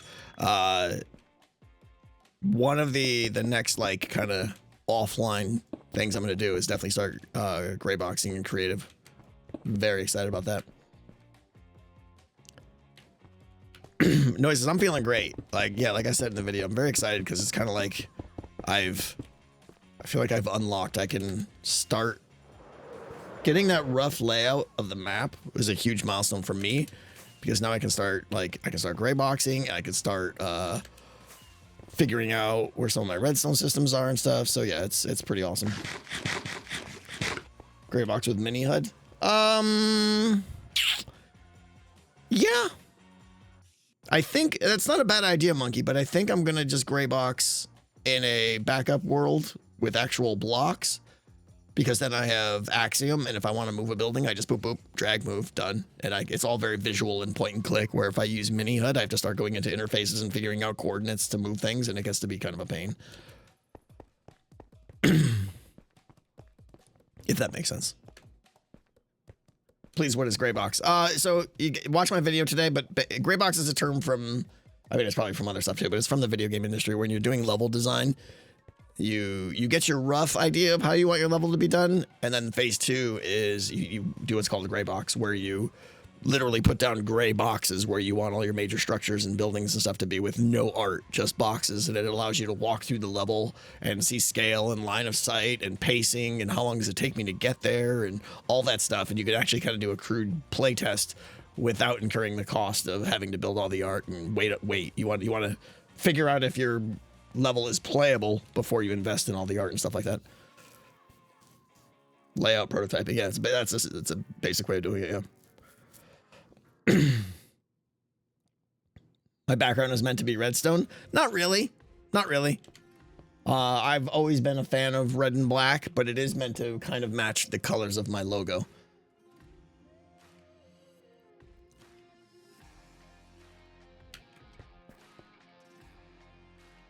I really like the braces you did with the stairs and the shelves. I did too. 250K. Yeah, that was one of the things I was pretty pleased with. Did I pass? I think I passed the intersection. Yeah, those little angular support things using shelves and stairs were really cool. I was happy with how those turned out.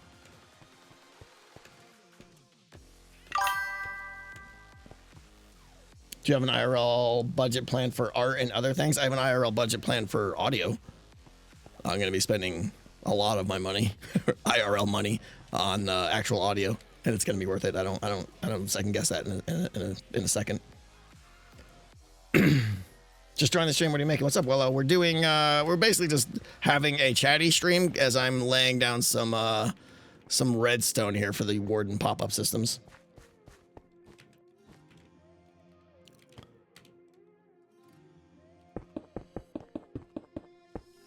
No custom artwork for the rundown mansion. Nope.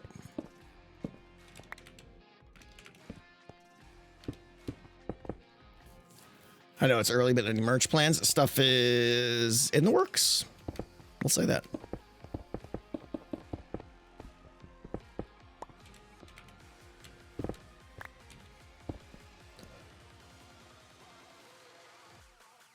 So excited for the audio part of the game. Yeah, Bella, it's going to be interesting because I think there's two things that are going to take the game from like, oh, this looks like it might be interesting to holy cow, this is going to be awesome. And those two things, and then unfortunately they both come at the end or close to the end. Audio, I'm not going to wait that much longer because there's a lot of work there and stuff, but audio is still not a first pass thing. But audio is definitely one of the. Once the audio's in, it's going to be insane. Like audio made a huge difference in Decked Out 2. It's going to make an even bigger difference in Decked Out 3. Audio is a big deal. And then the final one, believe it or not, is I think closing off the map inside the black wool box is going to 1000% change the atmosphere and add the darkness and the fear, the feel to the game. Because before that, it's just going to feel like almost like a toy map in the mountain. But once we put that black ceiling on it and walls, it's really going to be like, whoa. But that doesn't come till the end either. Have you thought about asking Cleo for invisible map of the claw marks? Yeah, that's too much work. Interesting malfunction, but I don't think so, yeah. There will be no secret cow level.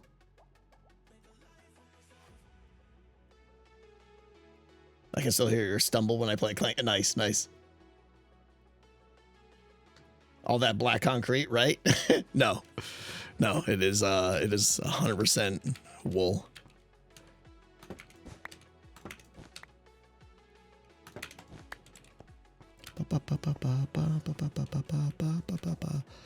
Oh, hey, look, I did this one already. I'm awesome.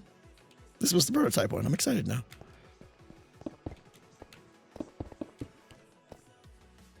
The dark ceiling reminds me of the forest from Decked Out 1. Yeah.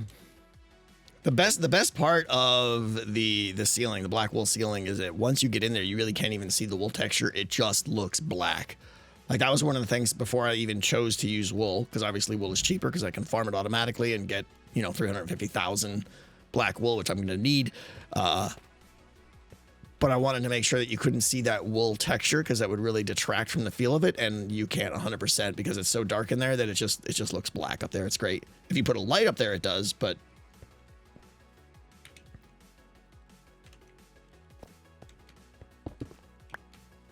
your passion for the project made me so happy. Judy, thank you so much. Yeah, I love it. This is, things like this project are what keep me going and allow me to, all right, we're just going to dust here. Keep my interest in playing Minecraft. I mean, right? If all I was doing was like building structures, I would get bored of the game. Doing stuff like this is what poses a challenge to me. And it's what keeps me going. I've thought about using Skulk throughout the ceiling, like ceiling for like a night sky effect. I will say Skulk is going to be used in the game, I believe. Skulk is going to represent the kind of the corruption that is happening. I'm going to use Skulk in specific places, and it's going to fit the lore. I'm hoping that like this is the effects of what's happening. I keep forgetting what I've said and what I haven't. But it's also going to be like a little bit indicative of some other gameplay that the players will learn, which will be cool, I think.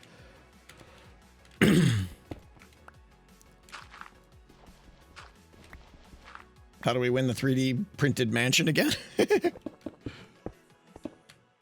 you have a rough idea how long a run takes and if a player should be able to visit all the zones in one run? That's a great question too. I think Decked Out 2 100% nailed the run duration feel. It got a little out of control at the end when runs were starting to take like 30-40 minutes. But basically I want to go with what Decked Out 2 did for run length. I want newbie runs to take 3 to 5 minutes, and I want complex runs to take 20 minutes to 30 minutes, and I think that's fine. Because by the time players are doing the advanced in this work, it helps itself. By the time the players are getting to those advanced runs that take half an hour, there's not a queue of 6 people waiting for the most part. Obviously there's exceptions, but day one, when there's a lot of people playing, everyone's going to take 5 minutes, and that's a good thing. Any zone is going to be postponed release like level 4. There's a good chance the game will launch and the final levels won't be done. Yeah. And I definitely want to pace releases of the content. I'm very much thinking like, oh, here's an idea. I always take a step back and go, maybe that's something fun to release a month after the game is active as like an update to keep things spicy and stuff, right?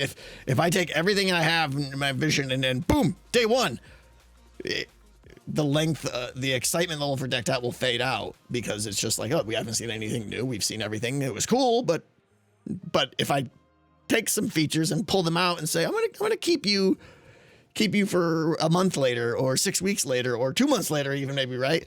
Then it's exciting when there's new content coming out, right? It's just like any game that receives a patch.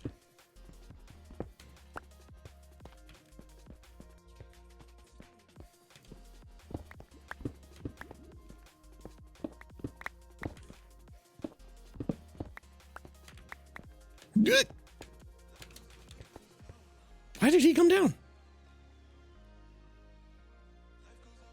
Oh, because I broke the redstone signal. Okay, cool. Time to get blasted again.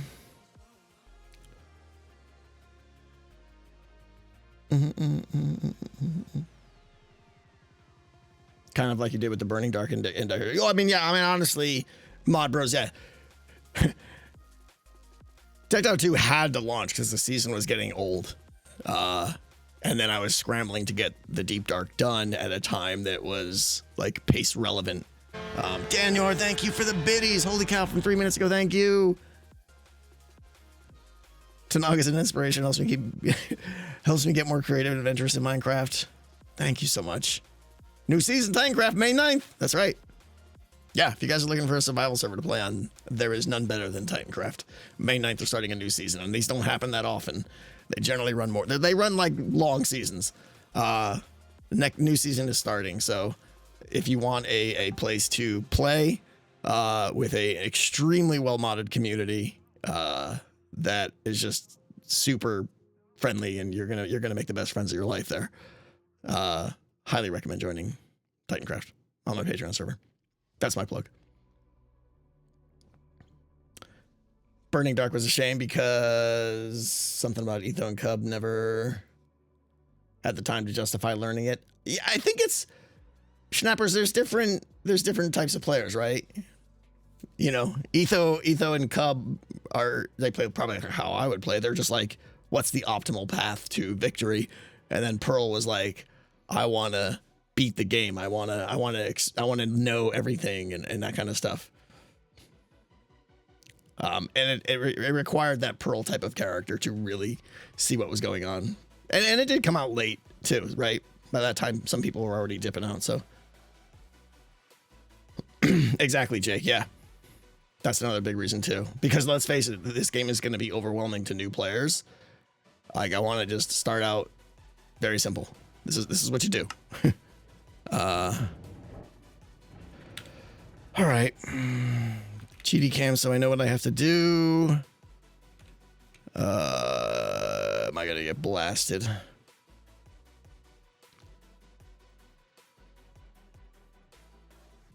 Gotta get the observer in. Dust. We're probably gonna get blasted here. See if we can get a little 1-2 combo again.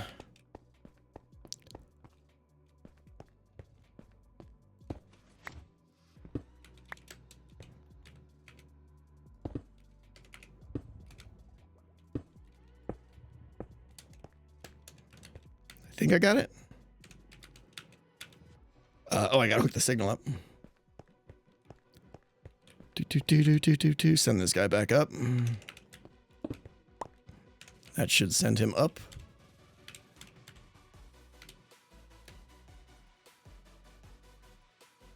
Yep, okay, good. He's up there. Really excited to see Joel go crazy. I hope so, honestly. I can't pronounce your name, Punk. I am very excited and hopeful that Joel plays because Joel will be a top tier player if he decides to sink his time into it. But, you know, as it goes, there's people who would be good at it and there's people who have time, and sometimes those don't overlap. And I got to respect that, of course. But I'm hopeful that he gets into it and gets competitive with it and stuff like that. I think that would be pretty awesome.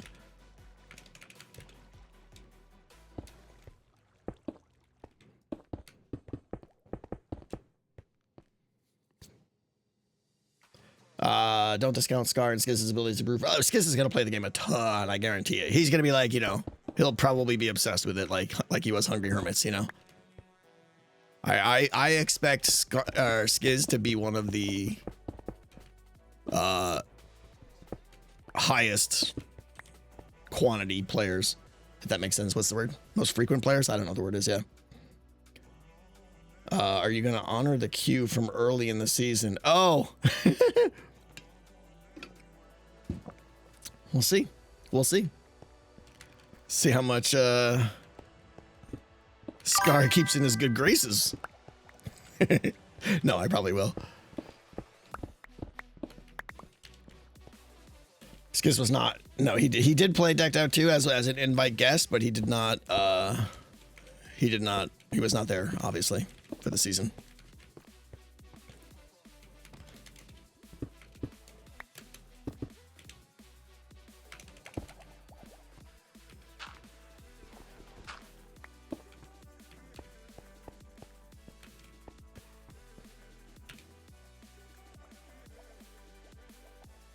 Did I just lose my observer?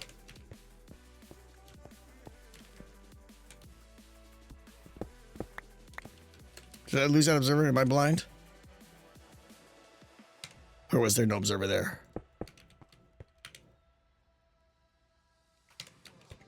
Powers observation. I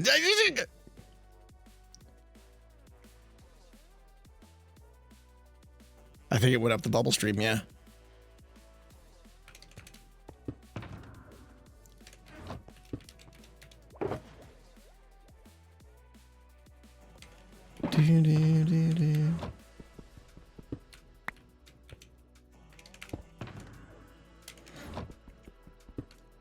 Is there a queue already? I mean, Scar put down his, he made a little armor stand outside the gatehouse. Okay, good here. One concern I have is about food. The tavern might become too important for decent games when the game reaches a certain point. Dagahan, I can't pronounce his name. Dagahan, what you're saying there is a perfect example of like, and I don't mean this to be mean or whatever, but it's a perfect example of jumping to a conclusion before you know the design. Any system can be balanced, right? You're probably making an assumption over the quantity of food that will be given out by the game and the quantity of food that will be given out in the tavern, and assuming that that's a huge disparity, which doesn't necessarily have to be. That can all be balanced, right? I have to just make sure that there's enough food available in the game that makes the game playable, but challenging enough where you want the food in the tavern, right? But not where it's required. And I'm 100% confident I can hit that combination.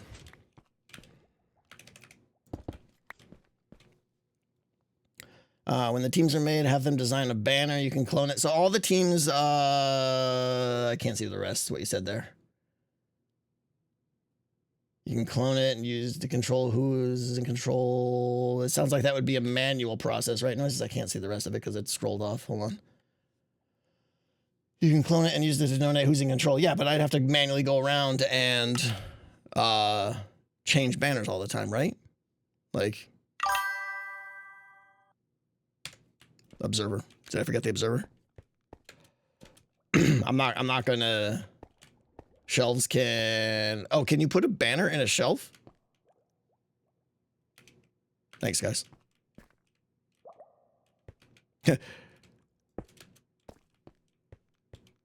But is it all tiny and stupid, or does it actually hang like a banner?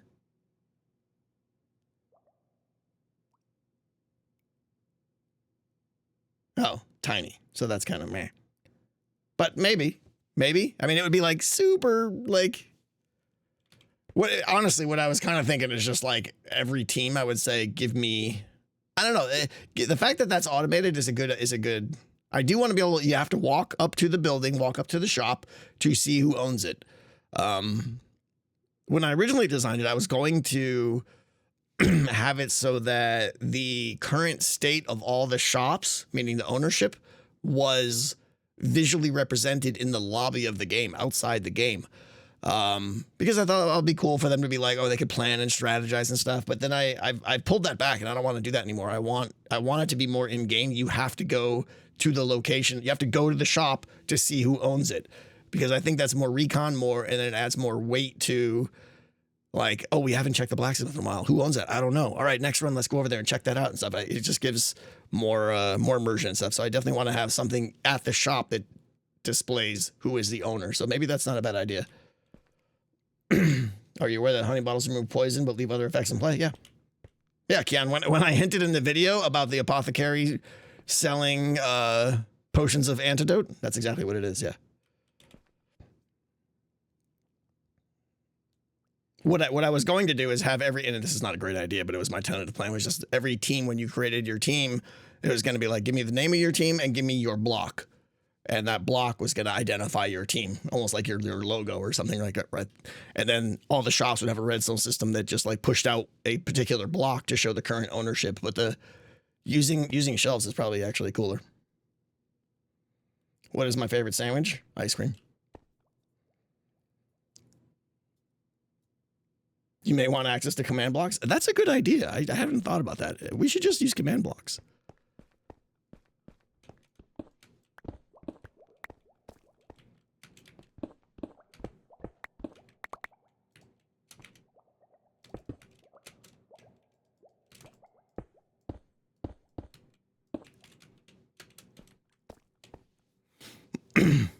Vanilla. Oh, my music stopped.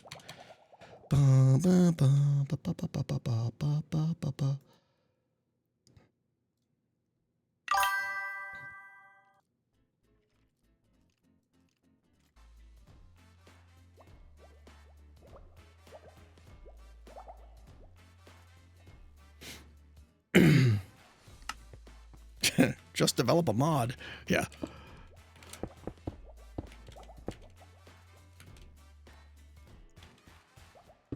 Do.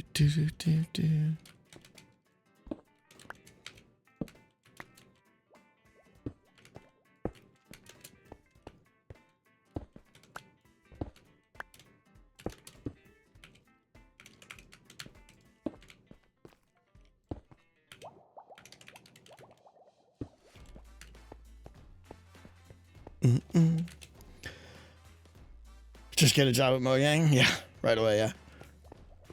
All right, what else?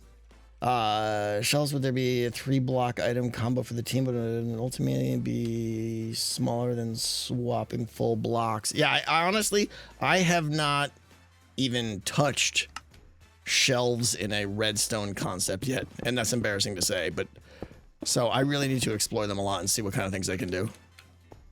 And there's a very good chance that it's going to be perfect for what you guys are saying too.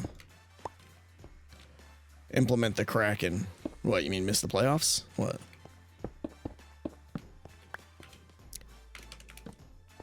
Too soon? Too soon?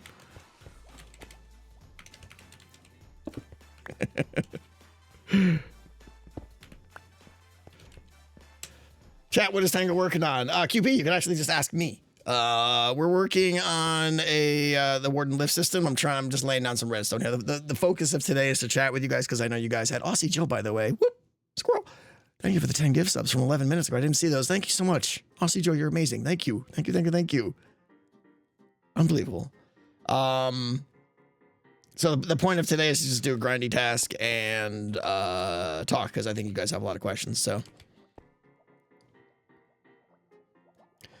actually using shells could show the amount of control points team has by showing the amount of blocks, banner. Yeah.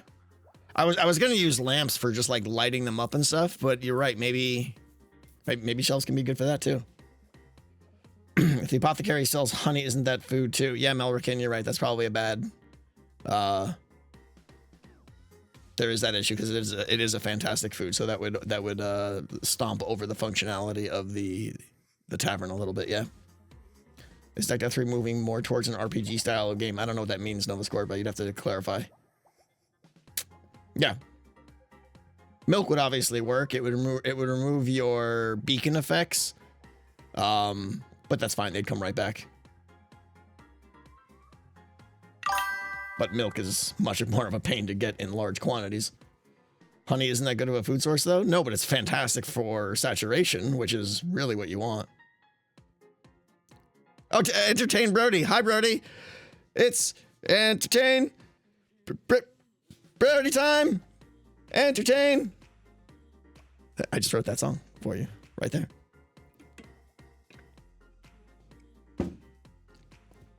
Tries to juggle, fails. Man, I'm impressed. I know. You're like, how does he do that?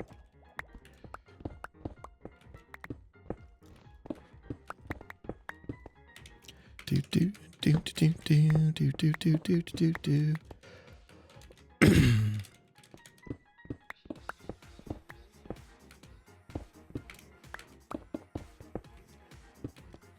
Ba ba ba ba ba ba ba ba ba.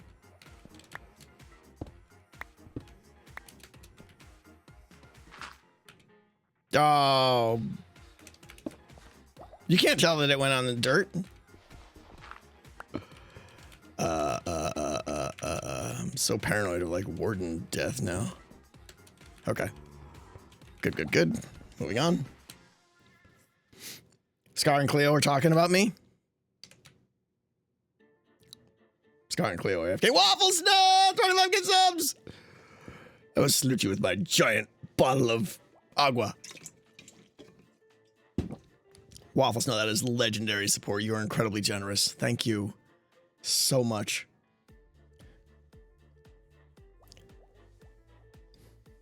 Have your redstone license removed, sir. Fair, fair. Have you seen Cub's lodestone teleporters? No, that sounds like fancy stuff. Past my pay grade. I probably should check it out though. They're talking about me in the shopping district. Oh, they look AFK, but they just haven't moved. They're doing the Scar thing. Requires ender pearls. Yeah, not impressed.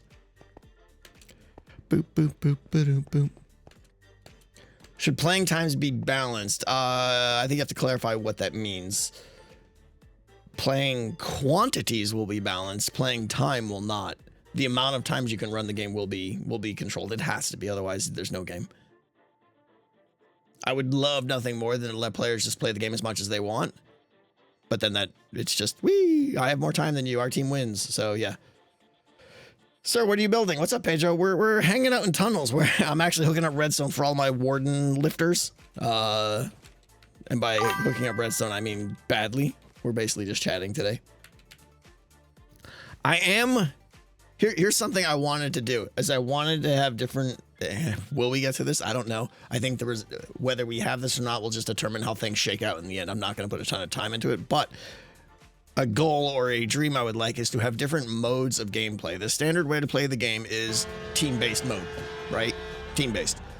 But wouldn't it be cool if there was like free play where you didn't use the same deck, right? Your deck, your shulker box would be associated to a game mode, right? This is the shulker box I use for team play. This is the shulker box I use for free play. And free play is free. Play as much as you want. Go nuts. There's pros and cons to that. The pros are everyone who wants to play can play. The downside to that is that free play would become the pushing edge of the content, and people would reveal everything about the game in free play and not in team play. So I don't really like that. I want team play to be like the official play mode, but who knows? Still entertaining some ideas along like different ways of enjoying the game outside of like your limited play. Also entertaining idea of hardcore mode. Hardcore mode. If you die, you lose your shulker box.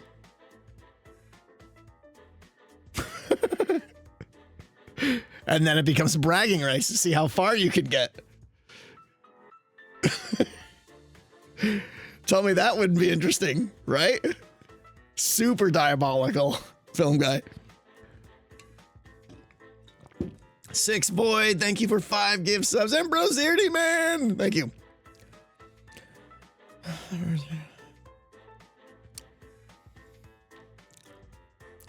Mercenaries, man, thank you for $5. What is a bird's favorite social media to use?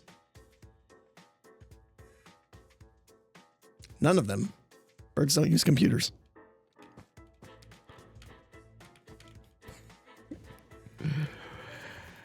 I mean, true.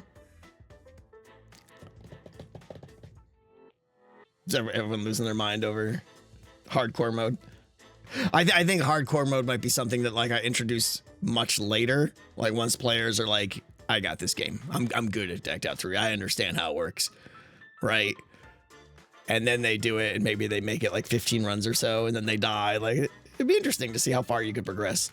I could see certain amount of people being into that sort of thing.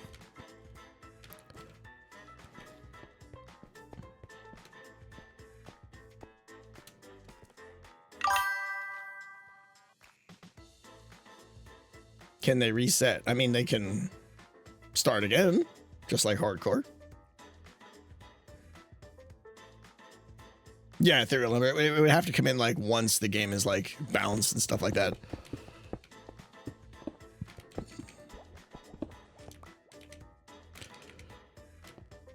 Do do do do do do do. Would hardcore have slightly better loot? I don't know. I might make it so that you can progress a little bit faster, so maybe you get more soul embers, you know, but who knows? Talk to me about the forge in the black market. I don't know what you're talking about. No, I mean, we revealed in the video that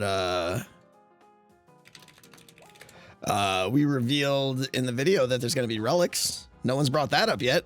That's pretty exciting to me. So relics are very much in the sense of what did I call them? Artifacts or whatever that never happened in Decked Out 2. I'm really excited about the idea of relics. How are relics different from legendary cards? Like I said in the video, Banjo, relics aren't cards. They're passive modifiers. They don't go into your deck. They're not played. They just become active as soon as you run the game.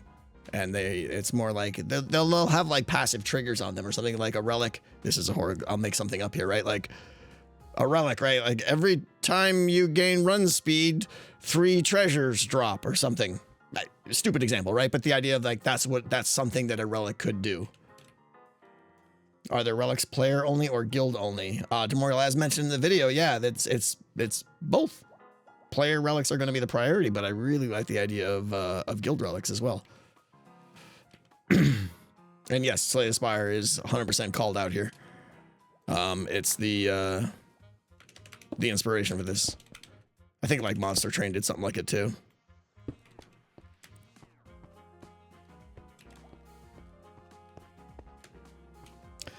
Haven't asked about relics because it's not nice to talk about people's age. I get it going in the Dang, have you ever played with Z-Stone? No. I know of Z-Stone back when I was a Minecraft fan back in the day.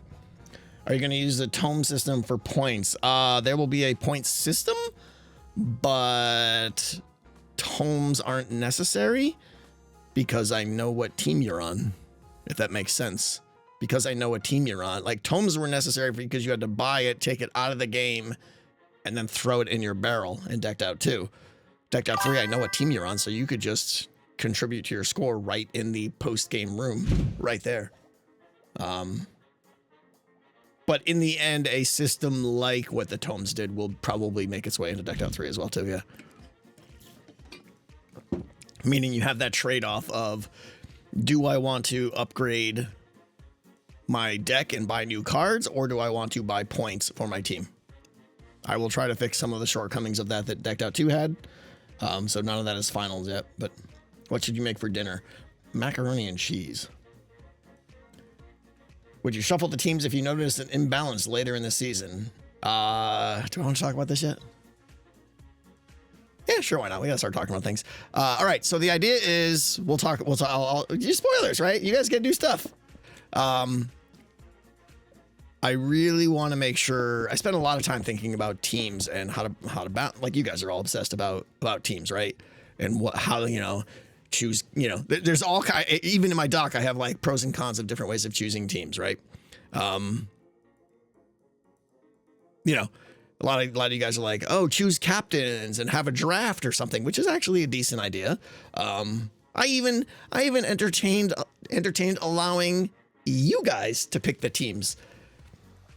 And I don't mean directly. I mean, like, you guys kind of like voting the value of each player and balancing that mathematically or something, But that got this. We're throwing that out the window. I'm definitely not trusting you guys. In the end, I'm probably going with me. I'm picking the teams with input and stuff like that. But I think I will be the best at making teams. But here's the twist. All right, we said there's going to be 3 teams, right? Depending, I'm gonna survey the hermits and ask them honestly, how much time do you plan on investing in Decked Out 3? With no pressure, just I need to know kind of thing. And I'll use that to help balance the teams, taking into account skill and time effort, right? I wanna get both of those into account.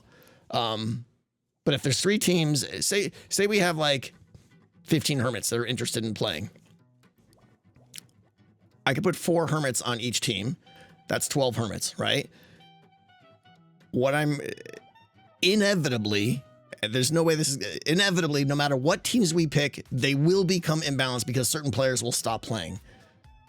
So I'm convinced there's no way to stop that, right? It's something we'll foresee in the projected play experience that certain players play more than I expected and certain players play less than I experienced. And then that will kill that team because their team isn't pulling their weight, blah, blah, blah, blah, blah. So what I'm planning on doing, please hold. She's so good at this, the timing. What is happening right now? Why? Why not? It's not Easter. But we missed getting this one on you. Poor Easter. Look at how cute the bun bun is. It's cute. All right, bun time. Bunny hat! Okay, go on with your important. Oh, yeah, no, it wasn't important. Do you want to, like... Your timing was impeccable there. As usual. I know. All right, so the plan, tentatively, and I don't know how well received this will be and stuff, but if we... Well received as your habit. If we had 15 people playing that were interested, and I put 4 people on each team, that's 12 players, I'd like to introduce the idea of what I'm calling mercenaries. Mercenaries are players that are full-time players to Decked Out 3, but aren't on a specific team. They will be reallocated, essentially, to help go to the team that is suffering not from poor skill, but from poor attendance. So they're kind of my dial, my as we're playing dial, I can turn like, oh, 2 of the players on this team just aren't playing like what we thought so. Boop, mercenaries going on their team. You know, it's not going to be you guys with the etho, like everything. I'm not going to make the best players in the game be mercenaries, right? Think about that. No. Stop naming. It's so frustrating when you guys just assume about the players. No, they'll probably be mid-tier players, right? And I'm not even gonna, whatever that means, right? But it's gonna be just average players of the game will be mercenaries. Everybody is obsessed with etho. I know, it's crazy. We love etho, guys. We love him. But I love etho. But maybe I'll be a mercenary. There you go. I like that idea. Good idea, Jake. You have what? We have a Cleo raid! Cleo, how you doing? I totally missed that, thank you. I'm busy. I was busy yelling at people. I shouldn't. I'm sorry, but they get obsessed. As do you. I'm not obsessed with etho. I like etho. I remember 20 years ago. I was a big fan back in the day. That's true story, yeah. Chocolate Island, baby. You watching etho. All right, we're done there. Cleo, thank you for the raid. Seriously, 596 people. Welcome, everybody. We are hanging out, doing some wiring for my warden redstone system below Decked Out, and in the meantime, we are chatting about stuff. Sorry, I just gave away age. Yeah, well, that's 20 years ago. I mean, you were 5 then. Of course, yeah.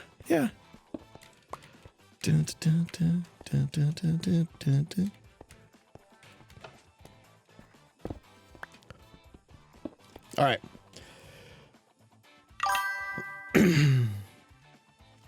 Love the hat. I'm already sweating. Already sweating. Will you keep the C team together? Almost definitely not. It won't be a concern if it happens. It'll be per chance. So anyways, I like the idea of mercenaries. Obviously, I'm not going to make someone a mercenary who does not want to be a mercenary. but I will open that up as part of my initial survey of like, you know, who would be up for this kind of thing? Who wants to be a, you know, a team balancer, if you will, you know? And I think there'll be certain players that are like totally into that sort of thing. What? A sweaty man in a bunny hat talking about mercenaries. That's right. Times we live in. Exactly. Good times, good times. That was funny, Bebs. That was funny.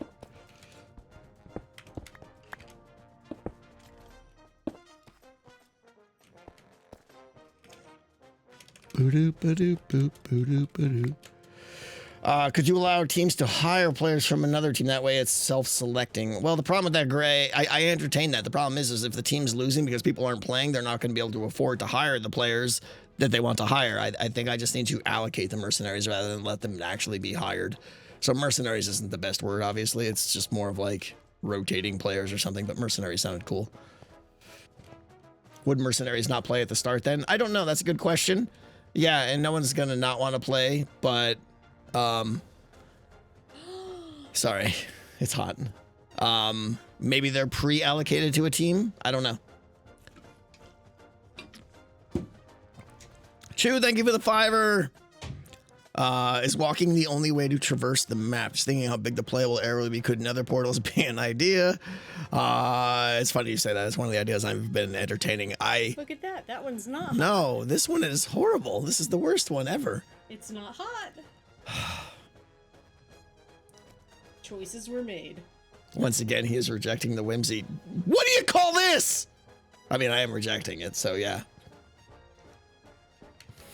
J-Mac, it's not that funny. Anyway.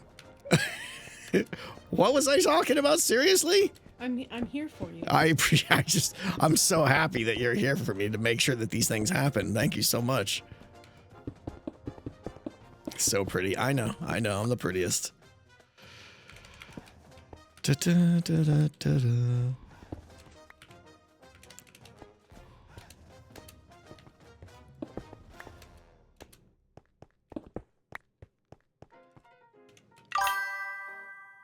Okay.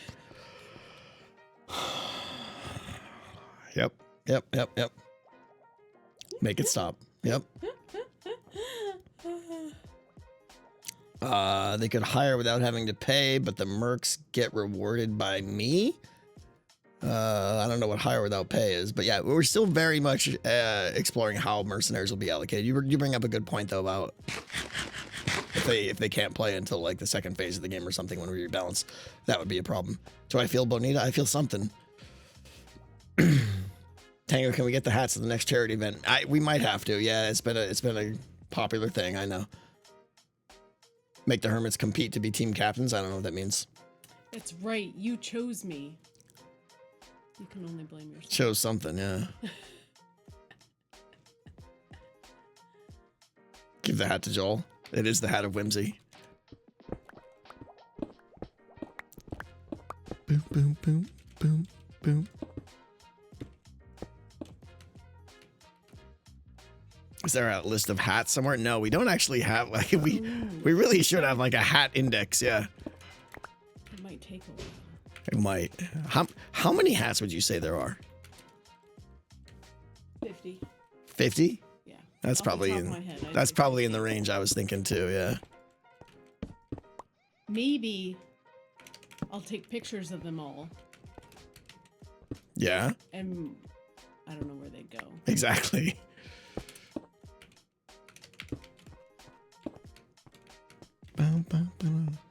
Okay, this one has run its course. What? We're done with hats for the day. Who says? Says the streamer. We might have a Discord with pictures of me wearing hats. We might, huh? Yeah, great.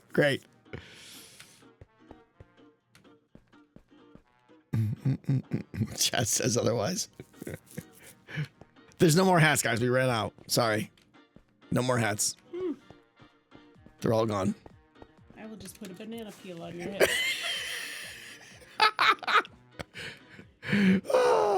And then there's some. I feel so sorry for someone entering the stream right now. Why does this old bald dude have a banana on his head? This is my life. This is where we're at. That's the bot thumbnail? Yeah. Probably is. Probably is. There. Are you happy with your work today? I'm very happy. Now You've done well. Do something else. You banana hatted me.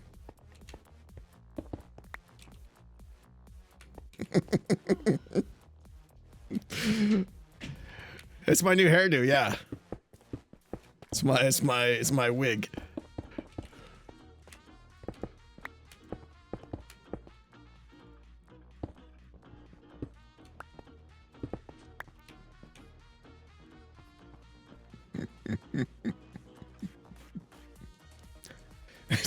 Tango, you got a little something. Little something. All right. No, still there. Still there.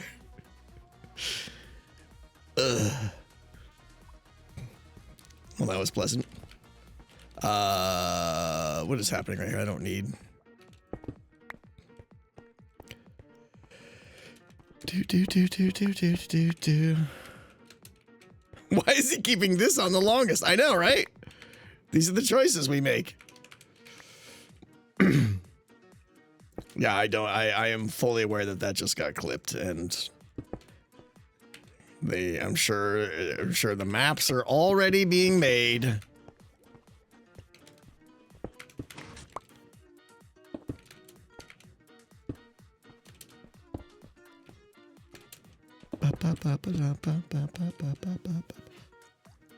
Is this my morning routine? Gotta wash your head. Everyone hates that banana peel feeling in the morning when you wake up. Yeah, it's rough. People being amazing. Coder pooter with every time it gets me. Thank you for the 500 bits. I think the world deserves a dunga dunga dunga. No dunga dunga dunga. Not today. We're all dungaed out. Thank you, Cooter Pooter. Adesio, thank you for the piece of pie. You can have mercenaries cost a bunch for the winning team and get significantly cheaper based on what place you're in. There's no situation where I would want mercenaries to go to the winning team. Period. So if a team is winning, they can afford more mercenaries, and I don't want to cater to that at all. Mercenaries are there to balance. They're not a strategic part of gameplay.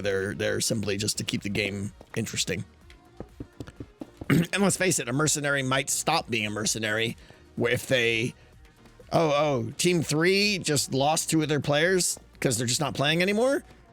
And this mercenary might just be like, you know what, you're probably just going to stay on Team 3. And that's fine. In fact, it's probably likely that mercenaries won't keep hot swapping. They'll probably just be, you know, by week 3 or so, be allocated to a team. Be like, this is your team now. Enjoy. But that's just one solution. There may be other solutions. Who knows? Do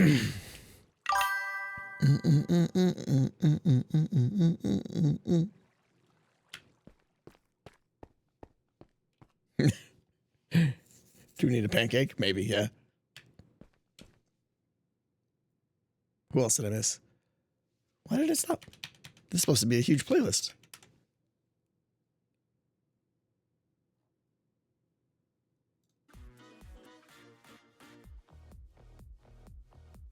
That's supposed to be a big playlist. I don't know. Don't know question for me. Got it. Buck next with a piece of pie. You mentioned before you're not sure about the design of warden hiding spots. Are you including the outside community? Is there a way to send you suggestions? There's always a way, yeah. Probably the best way to send me an image is to tweet at me. But don't spam me. Yeah, of course. Like if you have a solution that you're convinced is like, this is a really good idea, you should use this, and then just send me a tweet. Yeah. No, that's great. Like your specific question about warden hiding spots. Yeah. I'm going to try to hide most of them in buildings, but in the places where I don't want to have a building, it'll probably be a tree or something. But yeah, if you've got new ideas, I'm all for it. Waffles in my face. Thank you for the piece of pie. Question for Mrs. T. How did Skiz convince you to delegate decked out to him? She's left, but that's funny. Do hiding spots have to be at ground level? Can they not be below the floor? We talked about that pitching rocks. It's a very common question. I addressed that early in the stream. Short answer is the sphere of influence gets much smaller if you lower them down below the floor. They'll only affect an area of like 15 block radius instead of the full 20 block radius. And if I wanted to have all the wardens only pop up the floor, I would need almost twice as many wardens. So, how will DO3 be a team game? Will it be the same for single player games? Will the world download? It's a good question, Sir Nick. Yeah, it obviously won't be a team game unless you want to set up your own team system. But it does, you're right, it does kind of necessitate the need for a single player mode, which shouldn't be hard, I don't think. But it just means like, and this is in my notes as well in my design doc. You know, it'll probably be like in the world download, like all the shops are just turned on or something like that, like in single player mode. I think, I don't know. It is something I need to think about more.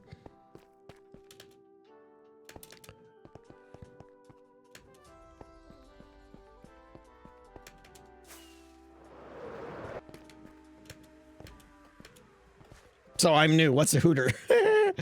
You mean warning hooters? Warning hooters is the term we use for donation horns that go off. It originates from way back in the day when I think it was some Fortresscraft, wasn't it?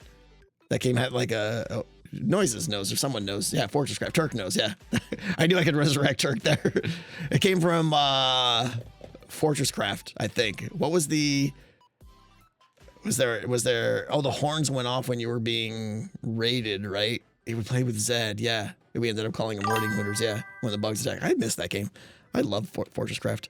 He's making a second one, which is kind of cool.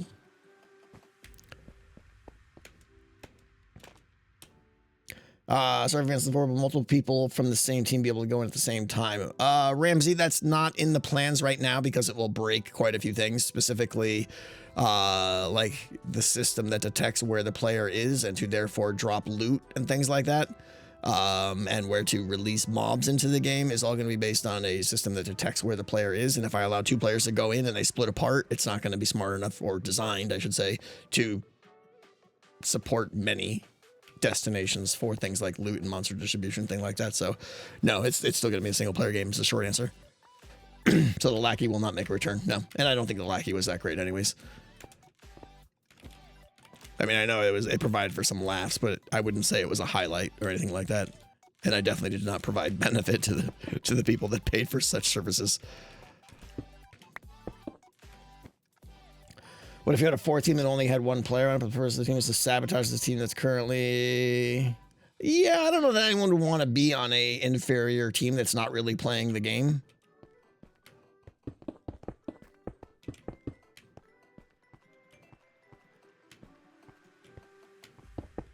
Long watched. I like that, Turk. Nice. Do you think you'll finish the game with enough time remaining in the season for it to be played properly? I sure hope so. I sure hope so, Dayton. I mean, I can't. Yes. But if there's one thing I've proven is that I'm not good at estimating how long things take.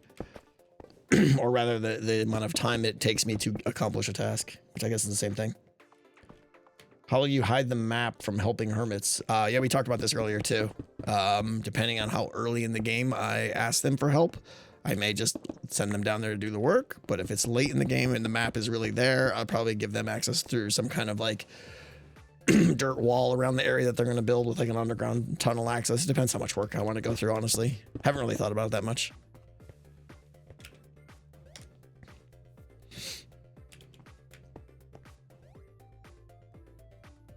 How big will the teams be? It depends how many hermits sign up as like having significant interest in the game.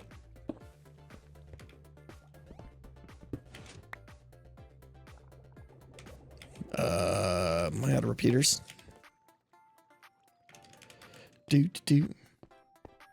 Anyways, we were talking about, because the map is so good. Yeah, one of the things I came up with, I started entertaining. So it's an idea that I think would be cool to the game, but I suspect it has technical / redstone implications that my stupid brain hasn't thought of yet that are going to quickly discount it. But the idea of using the nether and it's kind of cool. Like, I don't know if I'm sure there's a lot of you out here, the guys that read the like the Wheel of Time series. Do you remember in the Wheel of Time? It's been so long since I've read the first books, but if I remember correctly, they had a system called the Ways, right? It was like fast travel, right?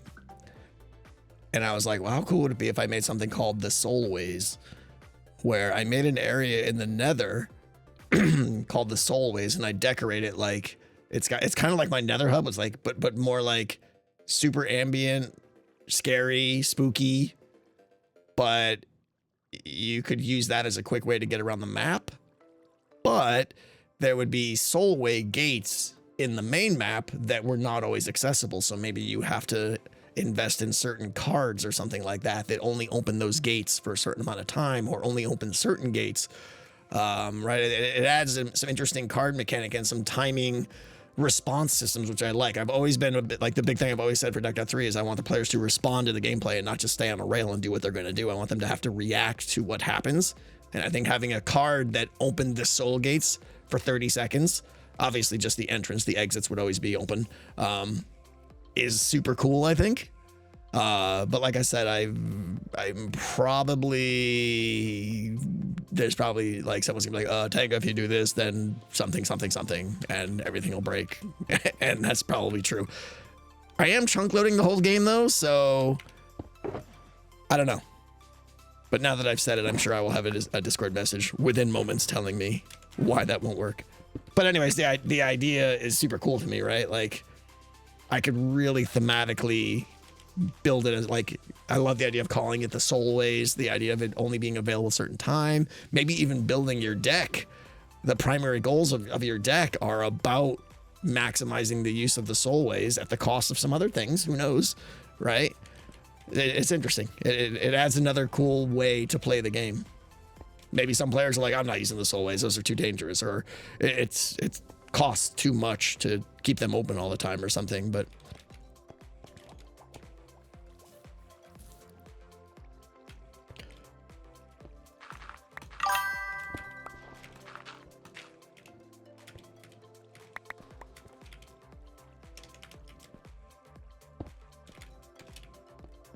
break lever and use repeater. Oh yeah, thank you.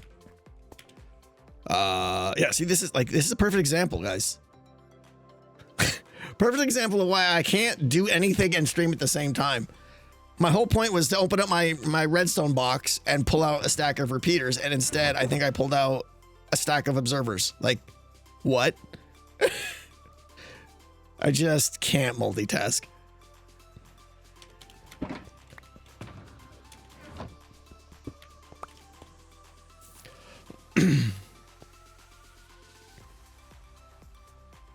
Player map wouldn't work in the Nether. I don't know. Would it?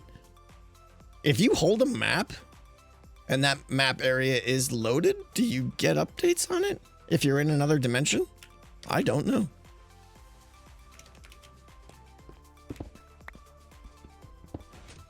Sounds like something to test for sure, yeah.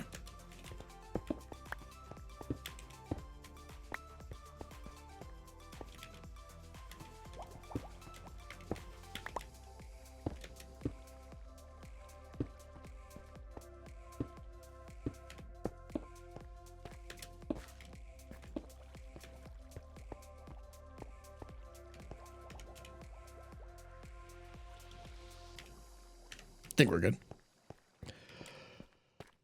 If entrance gate turned off, returning players would create a new gate, wouldn't it? No, they would. The gates, the portals wouldn't turn on and off. The portals would always be active. It would be like a doorway in front of it in the overworld that would open up, right? So if you played a card that opened the soulways, all of them or certain ones or something would open, and now you can go in. That's all it is, yeah.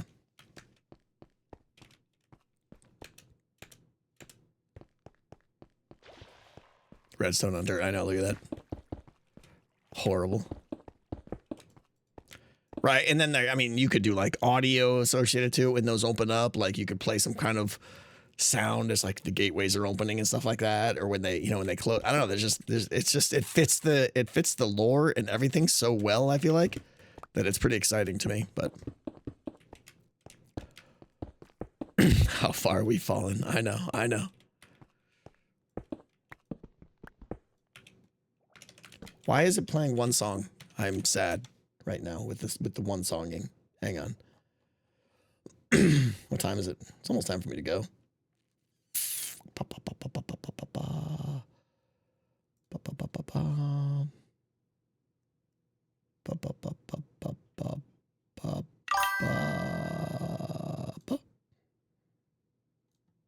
Nope.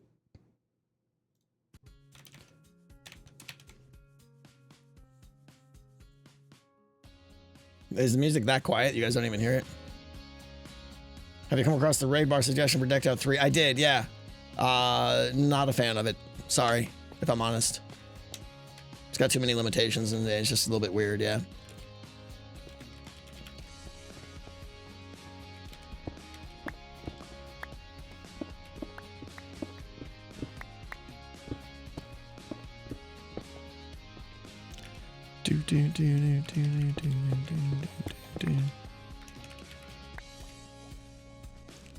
I think I've missed a few, yeah. Chew, thank you so much. If you did use Nether portals, you have a special vendor in the Nether, like Zor from Destiny, whatever that is, yeah. On one run a week. Yeah, you're right. It does, opening up another dimension does open a lot of opportunities. But Chew, I could also do that with the overworld too. I could have a card that opens a cave on the map, and in that cave is something cool, right? Like, I really like the idea of cards being played and it changing the layout or accessibility of certain map areas in a beneficial way. Like, I want this card in my deck, and when it plays, it means I want to go over there because it's an opportunity for that thing to happen. I think that's cool.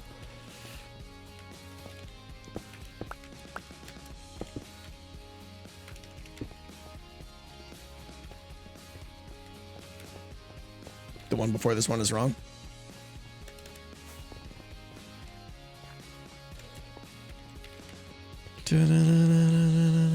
Looks fine to me. I mean, I didn't put a couple blocks there, but it's still fine. Cards with linked event is very cool. Yeah, exactly. Like Pirate's Booty is a good example. Yeah, I really like the idea of Pirate's Booty. It didn't catch on. Maybe because it was too often that players weren't near the pirate ship or something, you know. But so the Pirate's Booty, I think, was a good idea, but it wasn't balanced, not in terms of fairness, but in terms of appeal. The availability versus the potential reward wasn't correct. Are you going to implement card crafting this time? Maybe. I'm not sure. I'm really pushing on the relics for the for the crafting kind of stuff. Hey,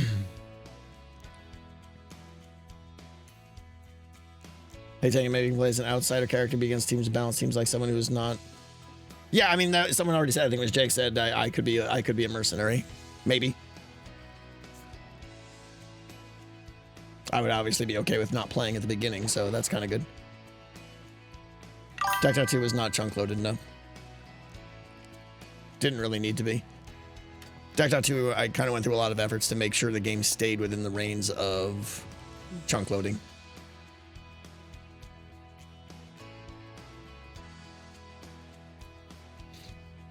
Yeah, Lord, there is. You're right. The using the Nether is definite scope creep, you know, and I have to be aware, right? I'm scope creeping hard already, right? And we don't have the basics done, so I really got to focus on the basics of the game. Getting it so that you can, you know, getting a map is the first priority. Getting it so that I can have some cards that go into a card processor and they get played. Like, that's top priority here.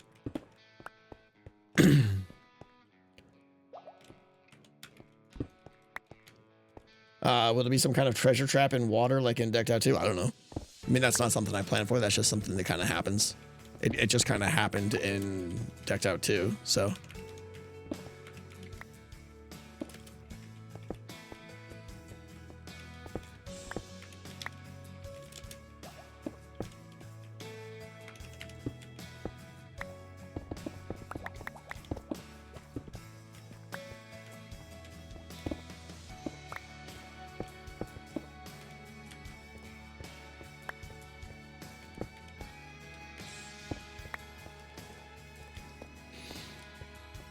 But there's also the idea of letting some things left over for potential future keep when planning. Yeah, absolutely, yeah. Any cards you're looking forward to most? I don't know of a single card that will be in the game yet. I haven't even thought about cards at all.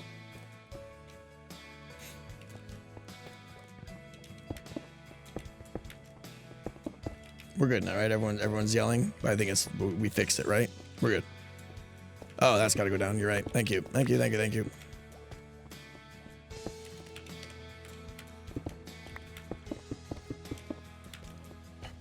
Wait.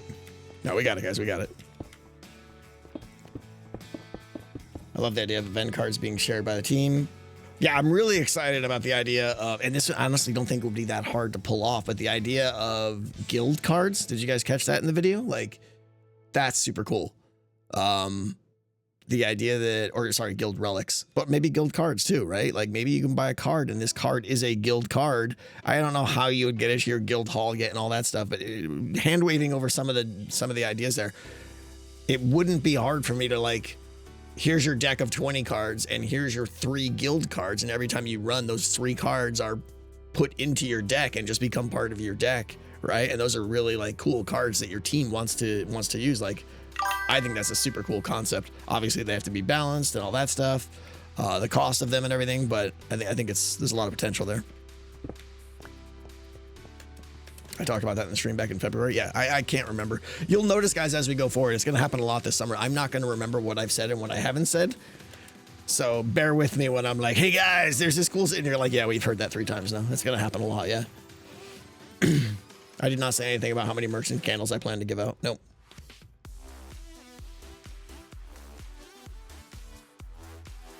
Yep,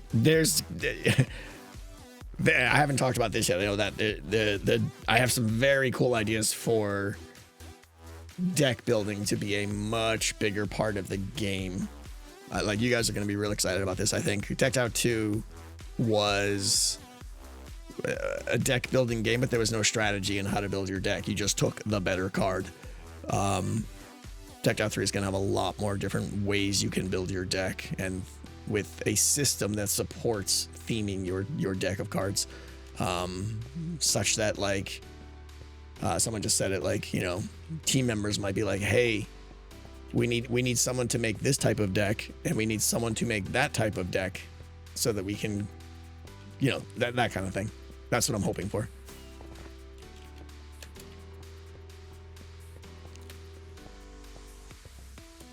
Have you considered giving relics for certain achievement in game 2, not buying them in game?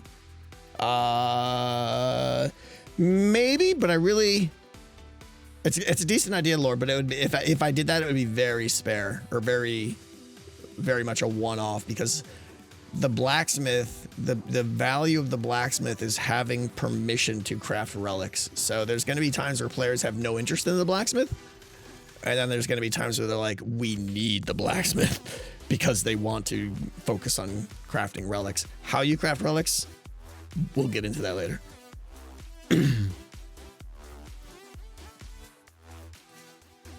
Is sharing trading cards allowed? No, I'm glad you brought that up, though, Klaus. One of the, I don't want to say concern, but concerns of Decked Out 3, Decked Out 2, there was no incentive to share anything, right? Everyone else was your opponent. It's going to be very tempting for players to be like, oh, here you go, teammate. Maybe put this little relic in your box of happiness. Whoopsie, right? Strictly prohibited, right? And we're sticking with the honor system, and that works because they're hermits. I would not go with the solution I'm going with if I was making this game for the public, because cheating would be rampant. But I think for the hermits, I can rely on the honor system. The alternative, which I have considered, and quite honestly, I'm still considering a little bit because it has other benefits, is instead of players owning their, I might have talked about this in the past, is instead of players owning their deck of cards, they just have a player token and the game owns their deck of cards. So to play the game, they just put their player identifier in and their key, and they say go, and the game calls up their cards and installs it, and you don't get to modify your deck. The deck is owned by the game. There's some serious pros and cons to that. The biggest cons though to that are like I have to now build a deck viewing system, which is going to be super complicated. You know, just it's so nice in the lobby to just slap your just open up your you guys, I'm not even gonna finish that sentence. Anyways, you sometimes want to show other players what you've accomplished. And you know, yeah. Anyways, that would be gone, right? You'd have to like go over to the deck viewing area, which again, I don't want to have to build that.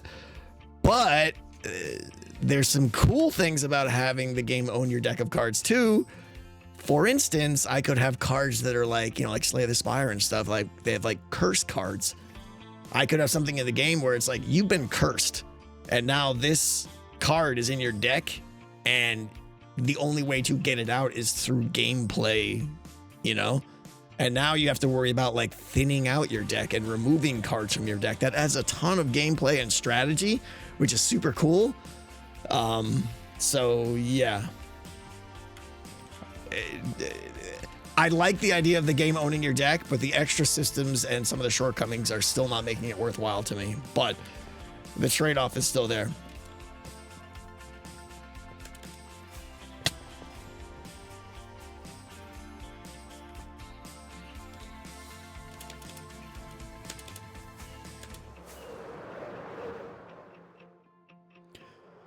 How feasible would it be to have players craft relic during a run, then return to their guild? It would be active for the rest of the run and every run afterwards until they decide not to use it. Once you put a relic in a guild hall, it's there. It's installed until you replace it with another relic. And to be clear, there will probably be relics that are, this is a player relic, that is a guild relic. I don't foresee them being like, oh, I'm going to take my personal relic and give it to the guild. There'll probably be two different types.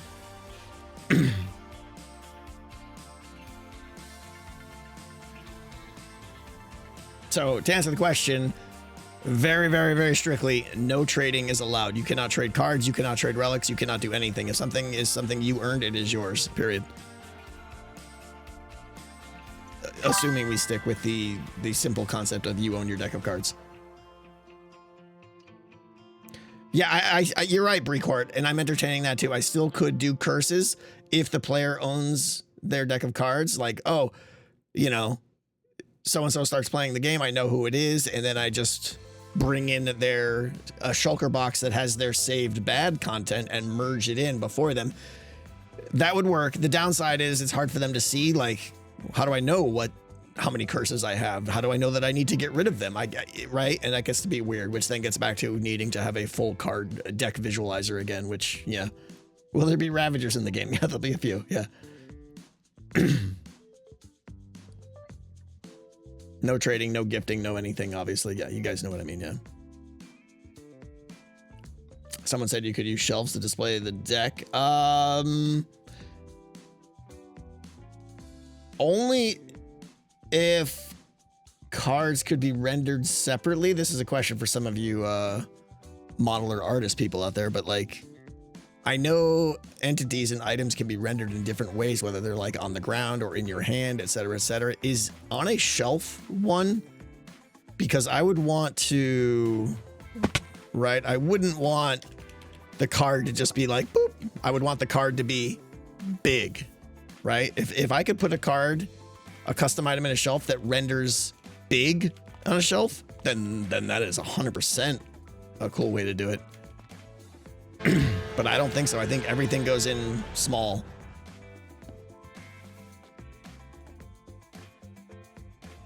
It scales to the slot. Yeah.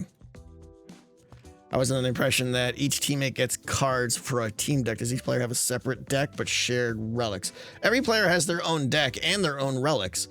But there are two types of, there's the plan, of course. The plan is there are two types of relics. Personal relics that you have crafted at the blacksmith yourself. They go into your deck of cards and work for just you.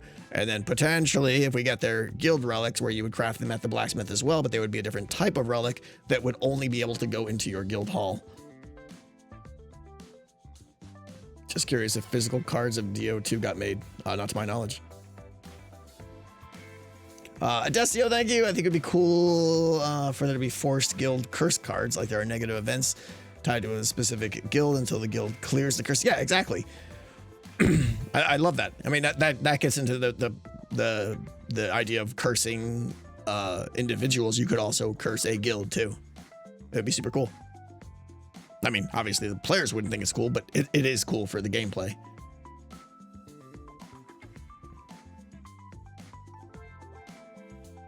Maybe some shops can be randomly closed during some runs. It won't be random. Well, yeah, I don't think so. I think if you've earned control of a shop, having it randomly taken away would be really frustrating. That could happen, Noises. We'll see.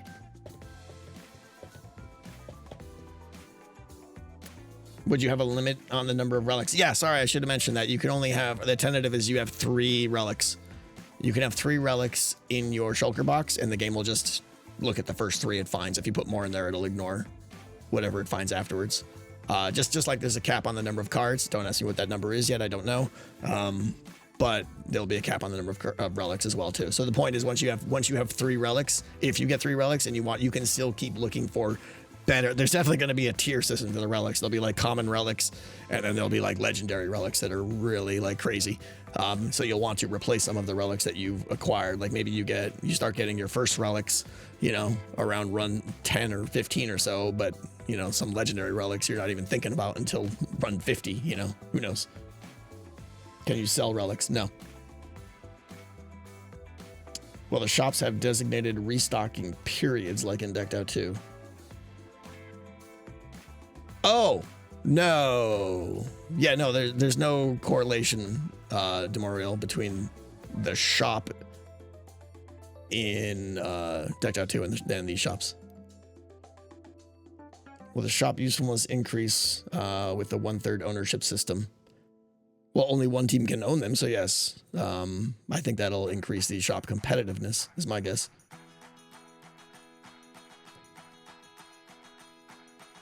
That's not a bad idea, Noises, yeah. How would the viewer work with players wanting to change deck archetypes but preserve the ability to change back, take cards out of the deck but not remove them from the yeah, Shadowlord, I'm probably going to be open to the idea of players playing multiple decks but no trading cards between them. So when you earn something, it goes in that deck. You can't, in other words, there's no trading even with yourself, if that makes sense.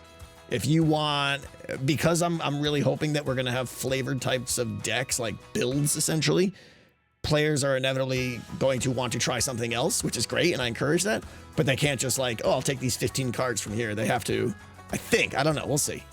Maybe, now that I say that, I don't know. The short answer is I don't know, because I could see maybe like, oh, you've earned that, maybe you should be able to. Who knows? I don't know. I don't have an answer for you right now, sorry. Have you started dreaming about Decked Out 3 designs and prototypes? No.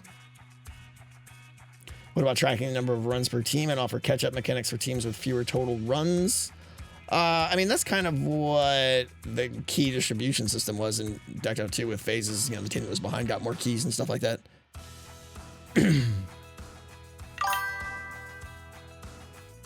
Yeah, Troll, you're right. As I was saying it, Troll 911, I was kind of backtracking there in case you didn't notice. You're right. Now I'm leaning toward you're right. It is. You've earned it. You could move it over, I think.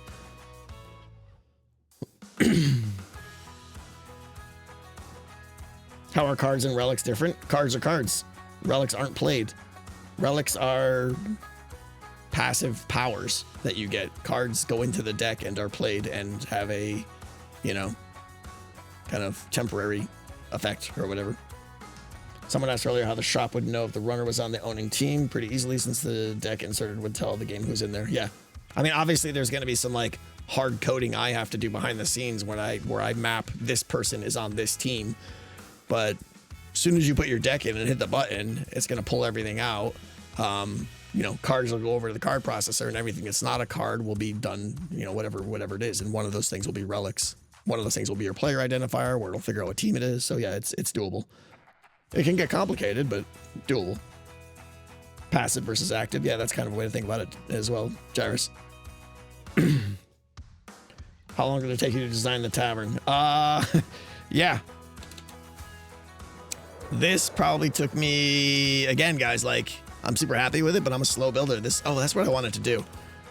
Some of the vines are getting out of control already. This probably took me like 15 hours. Like, it took me a long time.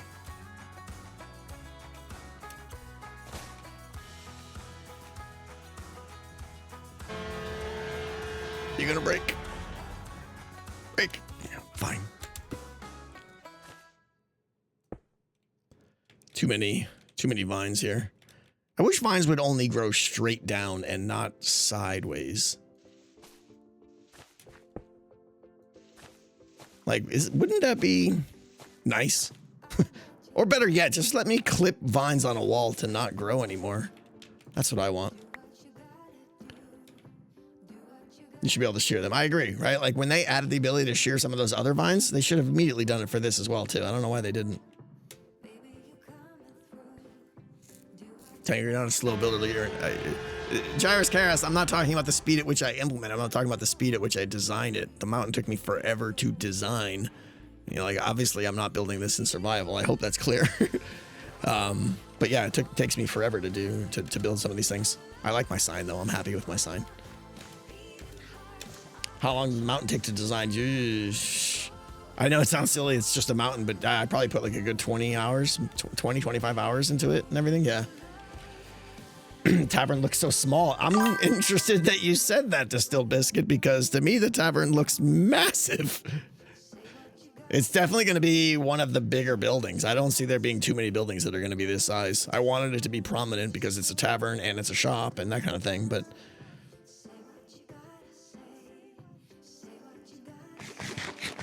I've been very clear to use the word tavern and not inn.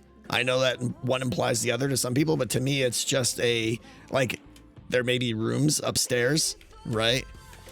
But the inn aspect is not really, if anything, it's just cosmetic, I think. So I may have an upstairs, but it's mostly about the benefits that it's going to builds and deck are going to be so different. I mean, this is the theme right here, right? The theme will change. I do plan to have certain areas of town that are more affluent, we'll say, more upscale, and then some areas that are more like, these are kind of the slums of the village. I think I want to have themes. I don't want just every area of the village to look exactly the same. I want it to feel like, oh, go over to this section of the village, go over to this section of the village, that kind of thing. So this is probably like a mid-range. Maybe there'll be a fancier section. I don't know. We'll see. Will there be a bartender? You'll see. The villages is Ravager territory. The bushes will not survive. Yeah, you're right. I mean, like, again, that's stuff I keep forgetting. You're absolutely right. This is Ravager territory, and they will destroy these. So yeah, these have to come out. Which is a shame because I planned on using bushes a lot everywhere. I mean, they would survive if I put something above it, but yeah, I forgot about bushes.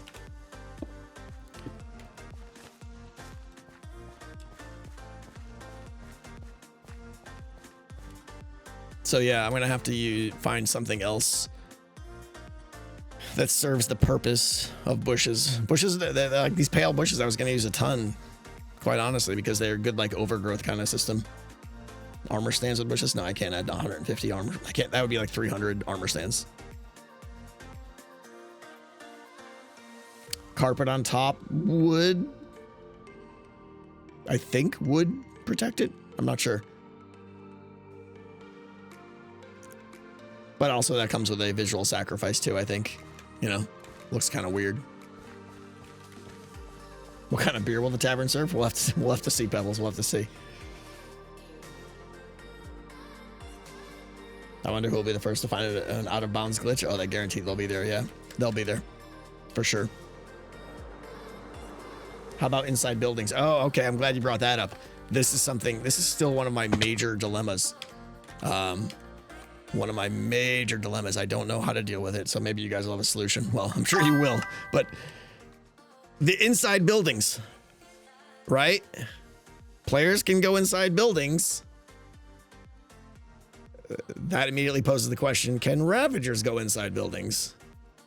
If Ravagers can go inside buildings, that's got all kinds of problems. That means I got to make doorways that are 2x2 at least, and Ravagers are just going to get stuck in there, and it's just going to be a nightmare, right? Getting them out and all that, it's just makes me cry. But Ravagers not going and building, now that's a huge problem to gameplay because you just go into a building and you're safe. So I'm really, really torn. This is one I've not come up with a good solution with, where it's like, how do I solve this? I have to allow players to go in buildings, some buildings at least. But it's very much a catch-22 that's gonna be tough.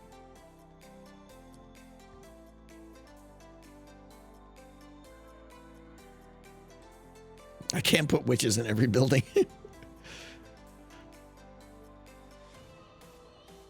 Yeah, that's it. Surreal Gothly. You hit on what I'm leaning toward. It's funny you came up with that. That's what I'm kind of leaning toward, is some kind of other disincentive to be in buildings. Like, being in a building isn't bad, but if you loiter in a building or if you go in too many buildings, it feels arbitrary, but like maybe your fear starts to climb or something. I don't know. I can't do anything that's a different type of mob, guys. You have to think about the scale of this, right? That would mean I have to go catch 60 to 80 more mobs, manually place them in every building in the game. Not an option.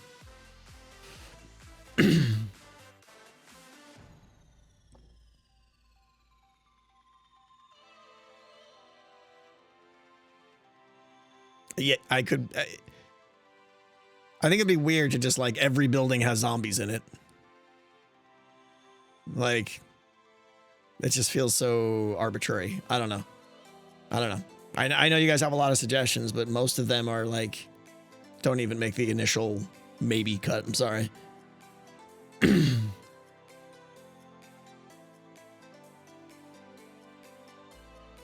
We're already going to have an entity concern with this game. Like, this game is going to have hundreds and hundreds and hundreds of entities. Like, it's not unreal to say that we're already going to have between 300 and 400 entities in this area. I don't want to scale that up anymore.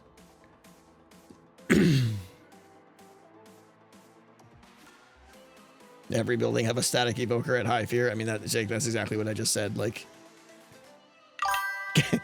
gathering 60 to 70. Pretty much we're saying anytime there's an interior, I have to go get another evoker and bring it over and build a new global system that releases them. And like, that's massive amount of work. So yeah, that's where I'm at. I don't know what the solution's going to be yet. I'm leaning towards just something that discourages you, that can detect when you're in a building and discourages you somehow. But I don't know. I'm not feeling strongly about that yet. Big booming voice that says, go outside. Yeah.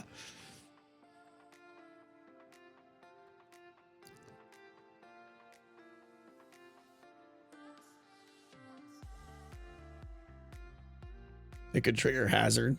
I mean, we're not using that term anymore, but yeah. You know, it could make it where like every building that has a door, every time the door triggers, it cumulatively adds another chance of something happens. So now you're discouraged from entering buildings. But like a handful of times is fine. But I don't know. Like even going in a building once is a huge advantage. Like, oh, I'm being chased by Ravager. Boop, I'm safe. You know?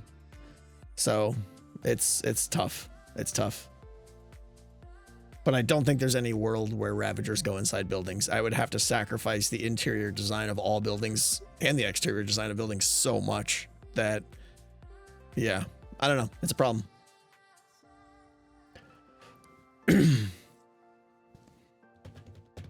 Door shutting increases fear. Yeah, I mean, that's kind of where I'm at, is something like that, but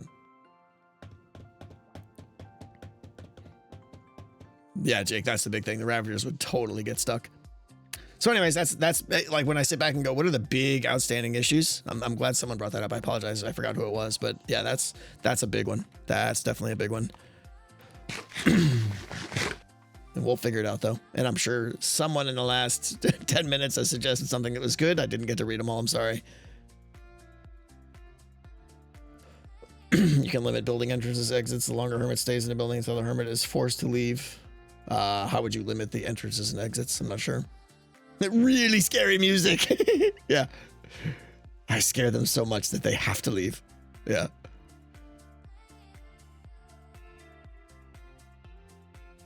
You can make when they go building, a timer goes off and it starts closing doors. Yeah, I mean, it could be like every 10 seconds that you're in a building, any interior, we'll call it, some value is increasing, and if that value, the higher that value gets, the more likely it starts to affect your fear. That's hard to explain and feels very abstract, but maybe. Yeah, J-Mac, that's kind of what I'm leaning toward, but it feels so arbitrary and weird, but it might be what we have to do. And even that's complicated. Like, I got to add, you know, player detectors under every building now that detects when you're in a building, but not inside, but not just outside the building. And like, I don't know. Or I have to say that everything has a door, and every time a door functions with, like, you know, but how do I detect? I'd have to like listen for skulk sensors under every door in the game. It gets weird, right? Tripwires, Pressure plates you can jump over, maybe. It depends on how the door is designed. Anyway, we'll figure it out. All right, I'm gonna wrap it up, guys, because my voice is really starting to hurt and I can't talk anymore. You guys are awesome. Today, I know we didn't do much, but we had a good chatty, I think, and there's some good ideas. I like these kind of streams where we just share ideas and stuff. It's cool. There's going to be more of them because as we get into the weeds more, we'll start to have, you know, streams where we just focus on like one system or something and really help you guys help me solve it and stuff like that. It's gonna be great. Yeah, my throat's killing me right now because all I've been doing is talking straight for 3 hours. So seriously, guys, thank you so much. Obviously tomorrow, day off. I should be back Wednesday. I don't foresee where I wouldn't, but I gotta find something to do on stream. Like, like I said, I'm still considering reducing my amount of streams because all the work I need to do is not stream friendly yet. We'll get there though. We'll get there. So we'll see. No promises. Take care, guys. Is anyone? Let's see. Do we have anyone? Bum, bum, bum, bum, bum, bum, bum. Where's my window?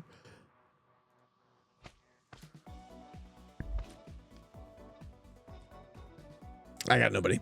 All right, guys, we're just gonna wrap it up. Thank you. Take care, and I should see you Wednesday, I think. All right, bye.